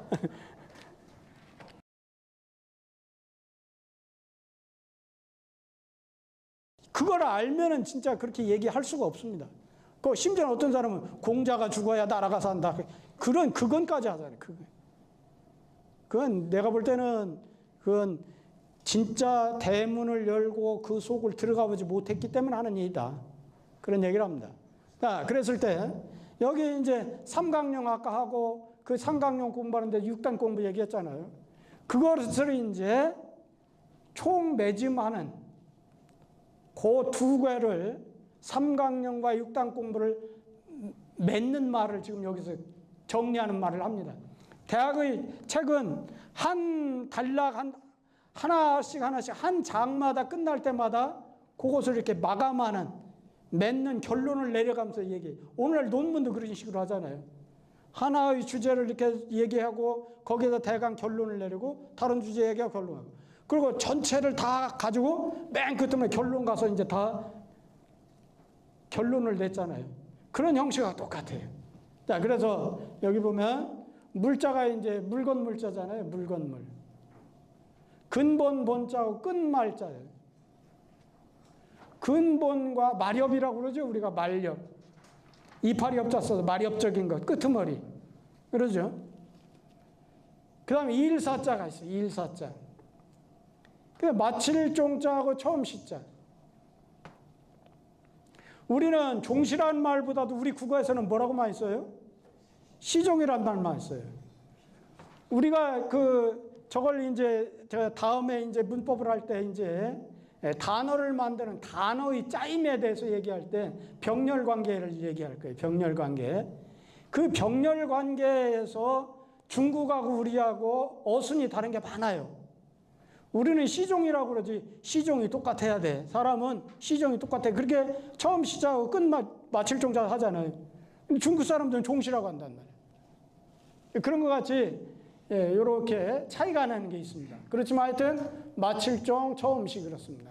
이게 이슬 유자고 그 다음에 알치자는 이게 나온 거잖아요. 앞선자 뒤우자 이게 뭐 본말이니 시종이니 선훈이 이런 건 전부 서로 상대적인 글자로만 모아놨죠. 그래서 바소자 아까 얘기했던 불완전 명사라고 했죠. 선우할 바. 그러면 고측자는 또 나왔죠. 가정법 뭐뭐라면 그랬잖아요. 뭐뭐면 가까울 근자 길도자. 골치 아픈 게 길도자잖아요. 길도자. 길도자는 우리가 흔히 이제 서울역 앞에 가면은 이제 사람들 지나가는 사람 자꾸 도를 아십니까? 그런 거 하잖아요. 도. 유학이라든지 동양학, 불교도 그렇고 노장학도 그렇고 우리 유학도 그렇고 도가 굉장히 중요합니다. 그러니까 도가 지칭하는 것이 다 달라요. 그런데 자, 저는 이런 경험이 있습니다. 서당 공부를 같이 했는데 나는 이제 서당 공부할 때 스님들하고 많이 공부했어요. 스님들이 한문 공부한다고 저를 이제 서당에 와서 이제 같이 이제 생활을 같이 해. 그래서 한 스님하고 지금 학생을 우리나라 유명한 학생인데 그 양반하고 이제 하루 저녁은 이제 술 한잔 주거니 받거니 하면서 이제 스님들 술 먹는다 하면 이상하잖아요. 근데 우리는 같이 생활하니까 스님들하고 술 잘 먹습니다.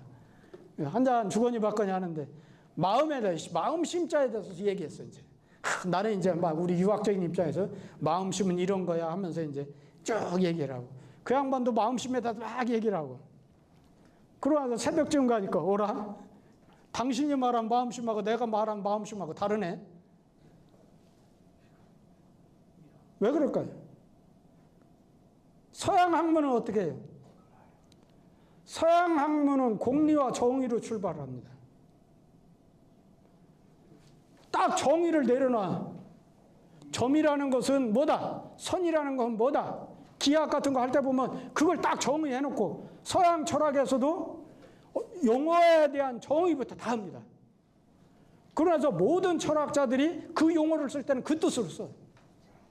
근데 동양학에서는 노자가 말한 시임은 달라. 공자께서 말한 시임이 달라. 석가님께서 부처님이 말씀하신 시임이 달라. 그 책을 읽고 연구하는 사람이 공자님께서는 시임을 이런 모양으로 네모난 동그란 모양으로 말씀하신 거야. 그렇게 알아야 돼. 이거 지금 노자가 말한 시임은 이렇게 네모난 모양으로 얘기한 거야. 그거 그렇게 알아야 돼. 그런 것 같이 지금 우리가 오해해서는 안 되는 것이 아무나 붙잡고서나 도가 다 똑같은 걸로 알고 도를 얘기하면 엉뚱한 결과가 옵니다. 사람에 따라 달라요. 그러니까 책을 번역할 때 제일 어려운 것이 뭐냐? 책을 번역할 때는 여러 번 읽어야 돼.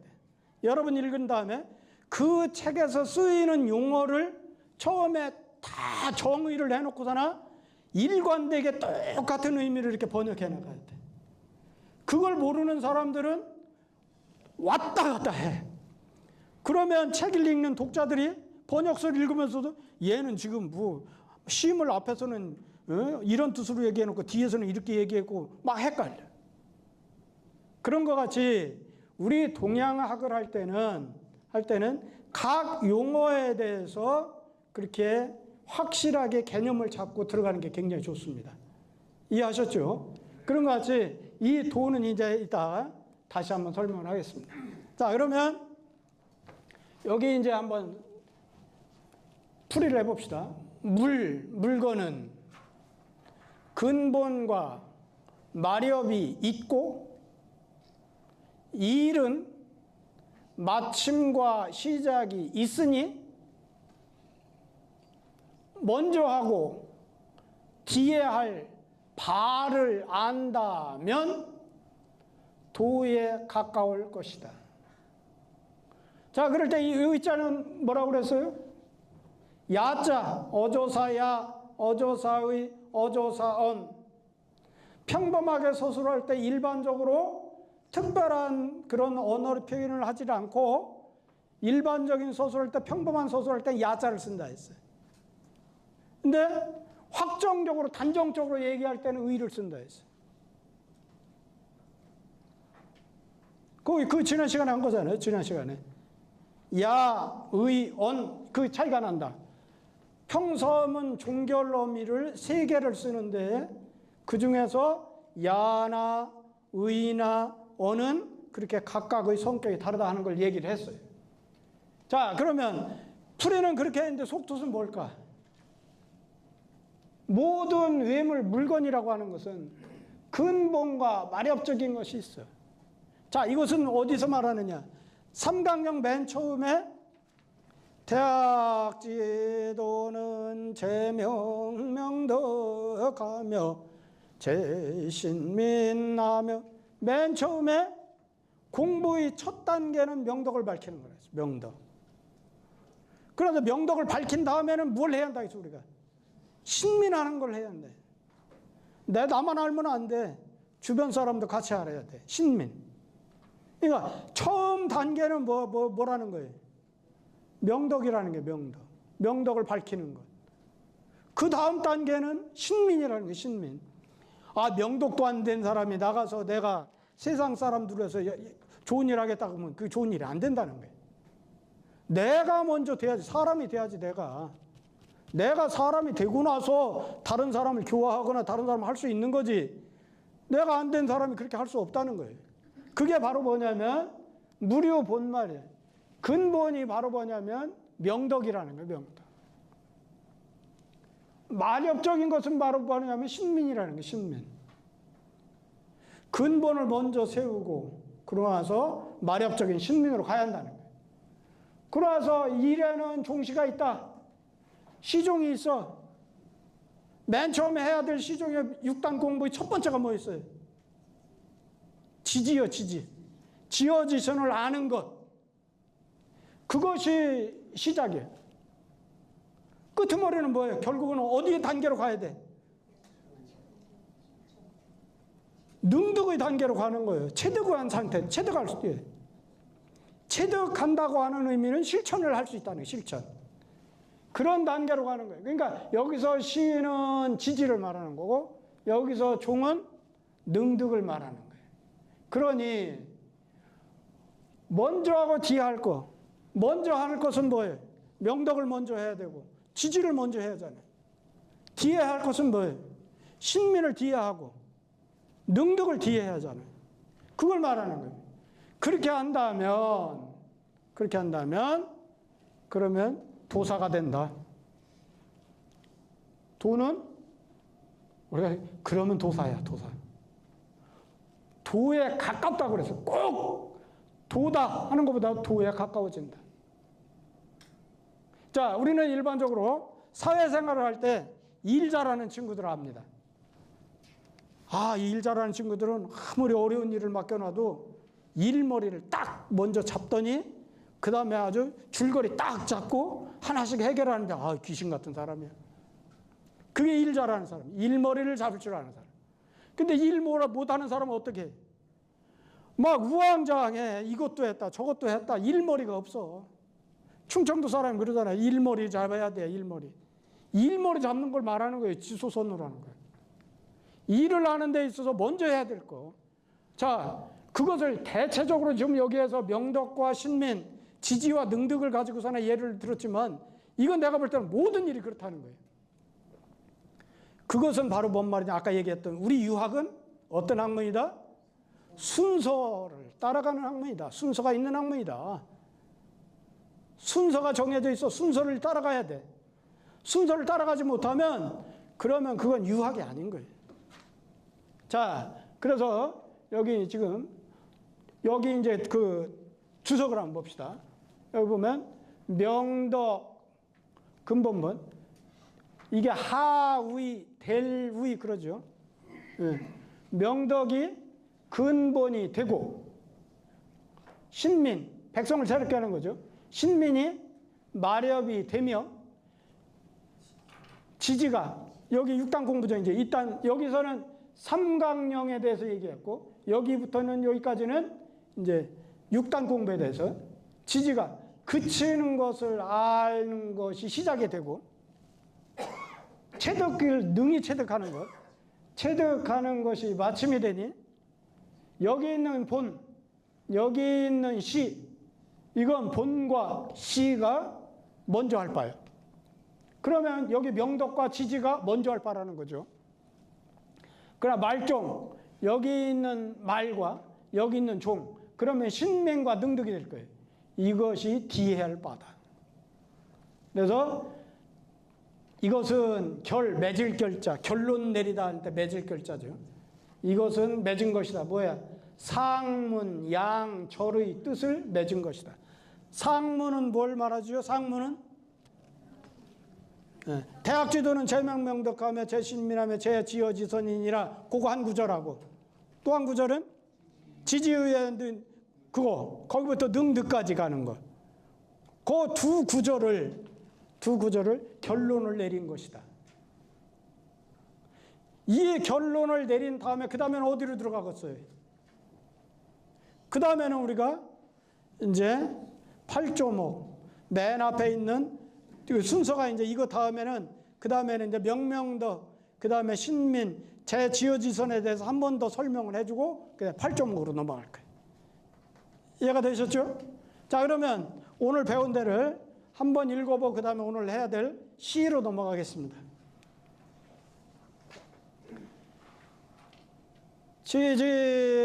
지지이훈 유정이니 정이훈 정하고 정이훈 안하고 아니훈 능여하고 여이훈 득이내라 지자는 소당지지지니 즉지선지 소재야라 지지즉지여 정양해라 정은의 신불망도행이요 아는의 소처이 아니요 연은의 처사정상이요 득은의 득기소재라 무료본 말하고 사유종시하니 지소선하면 즉근도의례라 명덕의 본이요 신민의 말이며 지지의 시요 능덕의 종이니 본시는 소선이요 말종은 소라 차는 결상문 양절제외라. 자 이렇게 오늘 한 것을 집에서 이제 여러분 읽어보시고 옛날에는 이걸 읽을 때 처음에는 음독을 시키지 않고 훈독을 시켰어요. 물에는 근본과 마렵이 있고 일은 마침과 시작이 있으니 먼저 하고 뒤에 할 바를 알면 도에 가까우리라. 이것을 애들한테는 많이 시킨 후에 그 다음에 음독을 시켰어요. 그러면 아까 얘기했던 읽는 것과 뜻이 더 빨리 붙어요. 이해하셨죠? 자, 그러고 나서 이제 오늘 이거 시. 이거 많이 보았죠? 손에 한 가지 질문. 예. 아까 의자 있잖아요. 예. 그 의자가 예. 확정이라고 했는데 예, 단정적인 것. 단정적이라고 했는데 우에 가까워졌다. 그걸 어떻게 단정이 아니잖아요. 예. 가까워질 것이다. 이렇게 예. 위에 짐작하는 거지. 예. 단정은 아닌 것 같은데요. 예. 근데 의는 하여튼 문법적으로는 단정을 뜻하는 거예요. 단정 예. 뜻하는 거예요? 예. 단정을 뜻하는 거.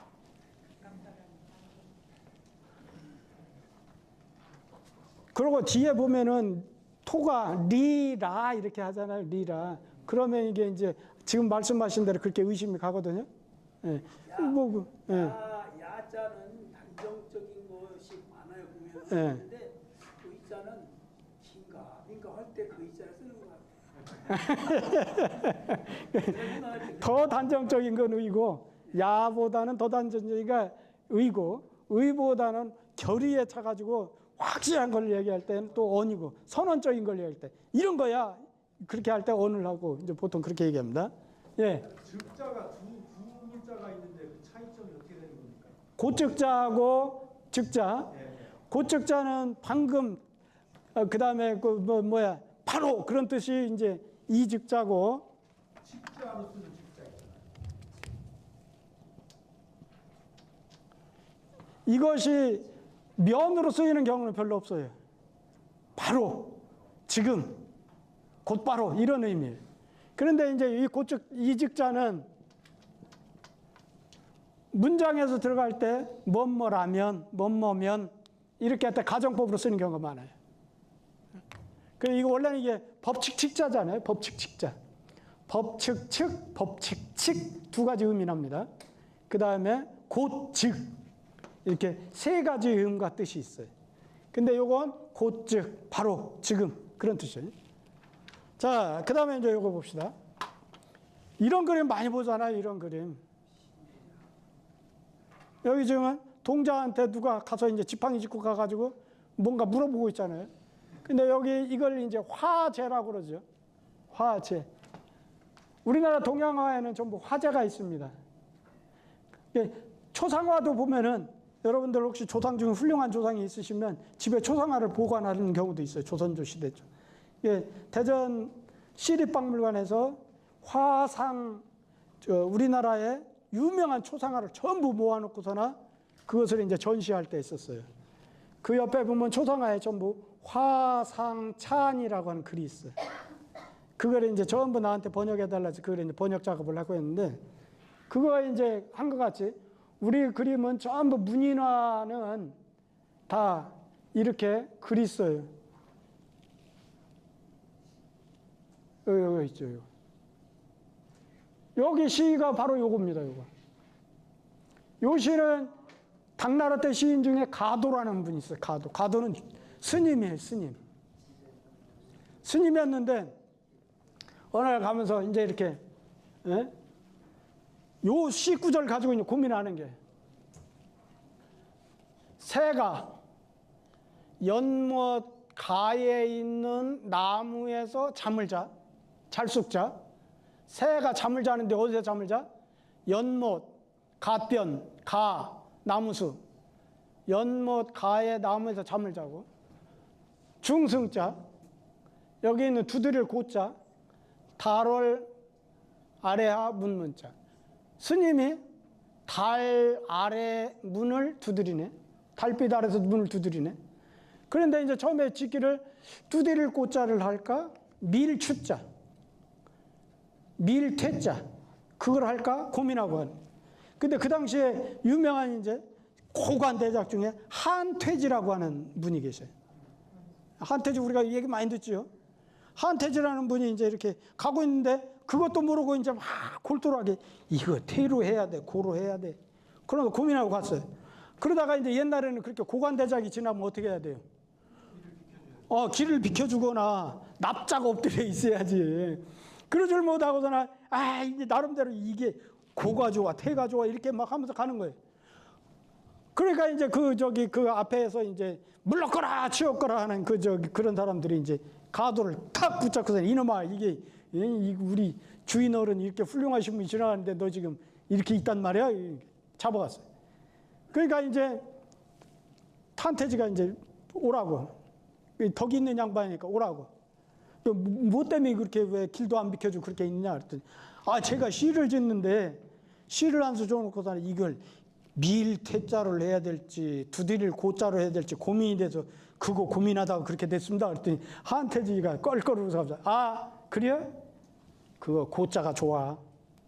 시 분위기상 미는 것보다 중이 달빛 아래에서 문을 이렇게 민다 하는 것보다 달빛 아래 문을 톡톡톡 두드리면 운치가 있고 더 좋잖아. 더 좋아.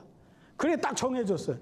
그 뒤로부터 우리가 잘 아는 우리가 원고를 써놓고 어디다 원고 청탁이 들어오면 글을 써놓고다나 고치고 하는 걸 뭐라고 그래요? 태고.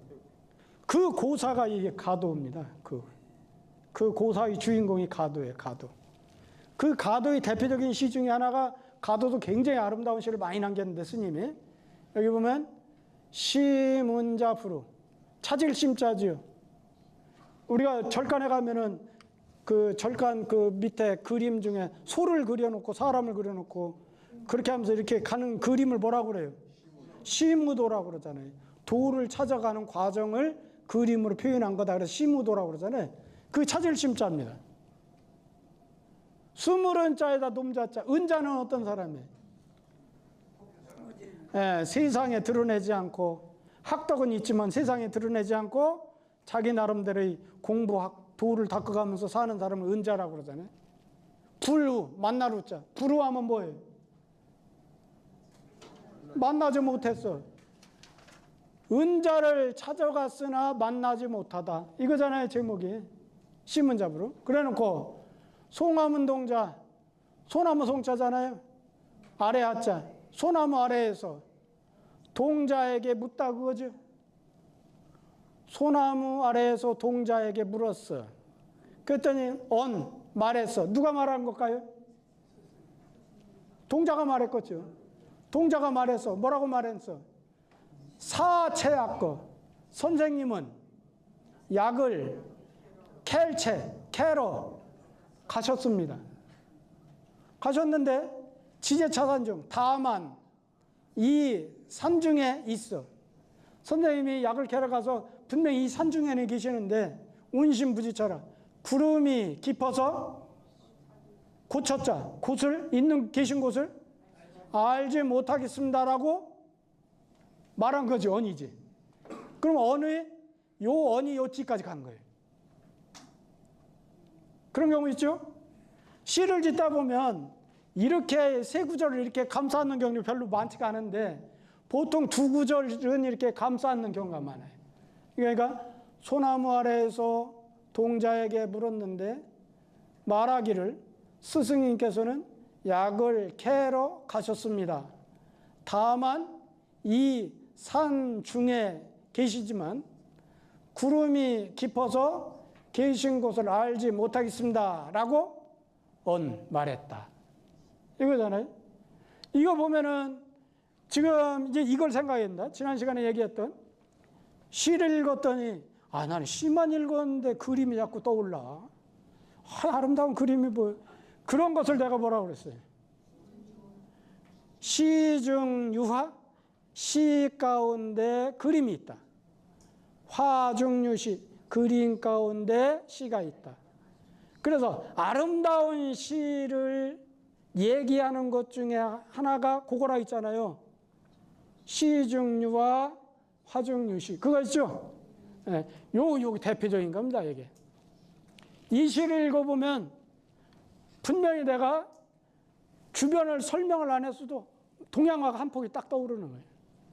그러면 이 시는 굉장히 뛰어나는 수작이다. 그러면서 이제 지난 시간에 배운 거 첫째 구를 뭐라고 그랬어요, 우리가? 시상을 일으킨다 해서 기라고 그랬지요? 일어날 기자. 시상을 일으키다. 소나무 아래서 동자에게 물었어. 얼마나 쉽게 시작했어요. 시를 시작할 때 어렵게 시작하면 안 돼. 송하문도 있는 그대로 쓴 거예요. 소나무 아래에서 어린 동자한테 물어봤어. 그걸 기로 시작했어요. 처음에 막 온 세상에 온갖 철학을 다 담아서 세상이 막 끙 울릴 정도로 그렇게 아름답게 시작해야지. 그러면 시 못 써요. 시는 쉽게 시작해야 돼. 그러고 나서 바로 이어서 있는 그대로 얘기했잖아요. 아, 우리 선생님은요, 산에 약초 캐러 가셨거든요. 그 얘기했어요. 그러고 나서 그 이유를 이제 그 전하고 결해서 얘기했잖아요. 다만 이 산중에 계신 거는 같은데, 아이고, 구름이 깊다 보니까 어디 계신지 모르겠네. 이렇게 얘기했어요. 그래서, 요걸 기, 시상을 잇는다고 승, 시상을 전환한다고 전, 시상을 맺는다고 결이라고 그랬어요. 기승전결 이해하셨죠?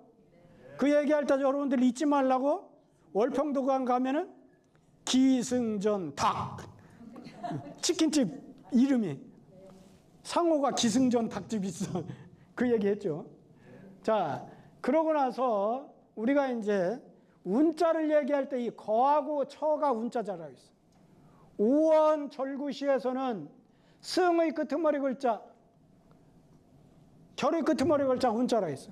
그럼 이건 거, 처, 어로 끝나잖아요. 거, 처. 그렇죠? 자, 그럴 때 운자를 정하는 방법이 이게 이제 우리나라 운서입니다. 조선 정조 때 마무리된 규장전운이라고 하는 책이에요. 지금 우리나라 한시라든지 조선 후대 전부 한시는 이 규장전운을 기준으로 해서 시를 짓습니다. 시를 지려면 이 책이 있어야 한다는 거예요. 그러다 전운옥편이라는 무슨 뜻이냐면 규장전운에 수록된 한자를 전부 옥편과 같이 뜻을 풀이해놨다는 뜻이에요. 그래서 이건 규장전운, 전운옥편은 이건 마치 한 권과 같이 이렇게 따라다닙니다. 이건 책을 얘기했고요. 그 책을 펴면 옥편이 이렇게 돼 있잖아요. 자, 옥편에 보면 여기 보면 한일자를 첫 번째 한일부수, 옥편의 맨 처음에 한일부수 나오잖아요. 한일자가 나오면 한글로 발음하는 법 1이라고 써 있잖아요. 그러면서 이것의 의미는 수지시, 획지초균야 이렇게 되어 있잖아요. 획지초, 균야, 동야, 성야, 종야, 순야 뭐 이렇게 나오잖아요. 이건 의미를 말하는 거예요. 그러고 나서 이제 중요한 게 뭐냐면 여기 보면 여기 동그라미가 나와요. 네모로 된 한글은 이 글자를 발음하라는 거예요. 일로 일 발음해라. 여기 있는 질자잖아요. 이게 바로 운을 표시하는 거예요. 운이라고 하는 것은 이제 운이 이 뒤로 넘어가면 규장전운을 가면은 요 맨 위가 이제 평성운이에요. 두 번째 줄이 상성운이에요. 세 번째가 거성이고 네 번째가 입성이에요. 그러니까 한자는 발음법이 네 가지가 있는 거예요. 평성으로 읽어라, 상성으로 읽어라, 거성으로 읽어라, 입성으로 읽어라. 그러면 평성으로 읽는 방법이 30개가 있어요. 여기 보면 동동강지 이렇게 동동강지 미여우 제가회진 문어난 산손소유 호가마 양경청징 우침담 염함 그리고 30개의 운이 있어요. 각 운마다 여기 동력동자 운이 있잖아요. 그러면 동력동자 운에 속하는 글씨들이 쫙 수록되어 있어요. 그러면 한시에서 아까 운이라고 하는 것은 뭐냐면 한 운에서 거기에서 운을 전부 골라내는 거예요. 아까 거자하고 처자하고 어디 운에 속했는지 한번 봅시다. 여기 보면 이제 운서가 이렇게 됐잖아요. 동력동자에 해당되는 운자가 이게 공자, 공자, 공자, 홍자, 공자, 공자, 공자 뭐 이렇게 이런 글자들이 전부 동력동자 운에 속해. 예컨대 한시를 칠 때 첫째 운을 이 글자를 썼다. 그러면 두 번째 운도 여기에 속해 있는 이 동력동자 운에 속해 있는 글자에서 선택을 해야 돼. 같은 발음으로 그래야 끝나. 자, 그러면 여기 지금 아까 얘기했던 거하고 처였잖아요. 시문자 부류에서. 거는 지금 어디 있어요? 여기 있네, 여기. 거는 리아라, 떠나간다는 뜻이다. 그 다음에 처 여기 있네, 처. 소야라, 장소라는 뜻이다. 그러니까 무슨 말이야? 아까 시문자 부르라는 시는 거성 가운데 운목에서 운을 선택을 했다는 뜻이에요. 그래서 선택을 할 때 그 사람은 가도라는 분 요 거자하고 요 처자를 선택을 했다는 거예요. 한 운에서 골라야 되는 거예요. 그러면 우리가 막 장편시 있습니다. 장편시. 우리가 유울시 같은 거는 8개의 구로 이루어져요. 절구는 4개의 구고 유울시는 8개의 구예요. 그러면 8구 이상으로 10구, 12구, 14구, 16구 뭐 이렇게 막 굉장히 장편들이 있어요. 장편들도 다 여기 어자에서 만약에 글자를 하나 선택해서 운을 삼기 시작했다. 그럼 요 안에서만 운이 전부 다 나와야 돼. 이해가 되셨나요? 네. 그래서 시를 질 때 어떤 사람들은 그래. 아, 선생님 이거 굉장히 운 정하다가 이게 굉장히 힘드네요. 안 힘들어요. 안 힘들어요. 실제 저보면 우리가 초등학교 다닐 때 그거 하잖아요. 낱말을 선생님이 하나 정해 주고서나 학교 그러면 각자 이제 그거에 대해 그 짧은 글짓기라고 그러죠. 짧은 글짓기를 하잖아요. 초등학교 다닐 때. 그러면 어떤 학생은 학교는 굉장히 즐거운 곳입니다. 이렇게 글을 쳤어. 한 문장을 쳤어. 그러면 또 다른 학생 시키잖아. 그러면 학교는 아름다운 곳입니다. 뭐 또 한 학생 또 이렇게 했었어. 그런 것 같이 우리가 말하자면 짧은 글짓기 하듯이 처음에 그렇게 생각하고 운을 다만 끄트머리 있을 뿐이야. 운을 중심으로 그렇게 글을 지을 뿐이야. 이해가 됐죠? 그래서 시는 바로 운문입니다. 운을 맞춰 짓기 때문에. 그래서 다음 시간에 이제 좀 더 조금씩 지금 이제 운 정하는 것까지 했으니까 하나씩 이제 그렇게 들어갈 겁니다. 자, 오늘 이제 이렇게 해서 오늘 6단 공부, 오늘 공부하신 것이 6단 공부, 그 다음에 이제 문법에서 이제 대명사, 수사, 그 다음에 이제 시에서 이제 가도의 시문자 부루, 그 다음에 이제 오늘 이제 운자 정하는 방법, 그걸 했고, 다음 시간에는 이제 대학에서 6단 공부가 끝났으니까, 그러고 나서 이제 명덕부터 다시 이제 들어가고, 명덕, 그 다음에 신민, 그런 순서로 나가는 것을 하고요. 시에서는 이제 또 이제 오원 절구시를 하나 제가 오늘 가가지고 우리 단톡방에 다음 시간에 해야 될 오원 절구시를 하나 올려놓겠습니다. 그렇게 해서 다음 시간 수업을 진행하는 것을 그렇게 하겠습니다. 자, 오늘 수업한 내용에 대해서 질문 있으면 질문하십시오. 예. 그 되게 한식을 줄 때는 그 평성문을 이렇게 저기 안에 가도시 같으면 거성문을 이렇게 되어 있는데. 네, 일반적으로 우리가 이제 한시를 질 때 시회나 이런 데 가면은 대체적으로 원칙을 평성문으로 선택을 합니다. 그런데 개인적으로 나 혼자 짓는다. 그 다음에 나의 흥치대로 짓겠다. 그럴 경우에는 구애받지 않습니다. 상성, 거성, 입성해서 구애받지 않아요. 그런데 우리가 한시 짓는 사람들 모임에 가면 100% 전부 평성문을 제시를 해요. 그래서 내가 한시를 나 혼자 짓는다. 그러면 지어가면서 운을 내가 선택을 하는 거예요. 그런데 일반적으로 한시 시회를 가면 두 가지를 정해줘요. 하나는 뭐냐면 제목, 주제. 둘째는 뭐냐면 운을 정해줘요. 그 운에 따라 쳐라. 그럴 때는 평성운으로 보통 쳐요. 그래서 시를 짓는 것이 두려울 필요가 없다. 두려울 필요가 없다. 우리가 여러분들이 이제 여기서 배웠으니까 이제 한시를 이제 한 수씩 나중에 표현할 수 있어요. 처음에는 이제 어색하지만 그래도 자꾸 도전하다 보면 여러분 잘 질 수 있습니다. 지난번에 얘기한 것 같이 한시는 공부 학문이 많이 쌓였다고 잘 짓는 거 아니에요. 그러면 태계선생, 율곡선생 제일 잘 써야지. 율곡선생, 태계선생 시를 최고 잘 줬다고 하질 않아요. 시인의 눈으로 보면 그런 타입이에요. 어린애가 진 시도 아주 명작들이 나와요. 예, 중국의 당송팔다가들이 시를 잘 짓는다? 잘 짓죠.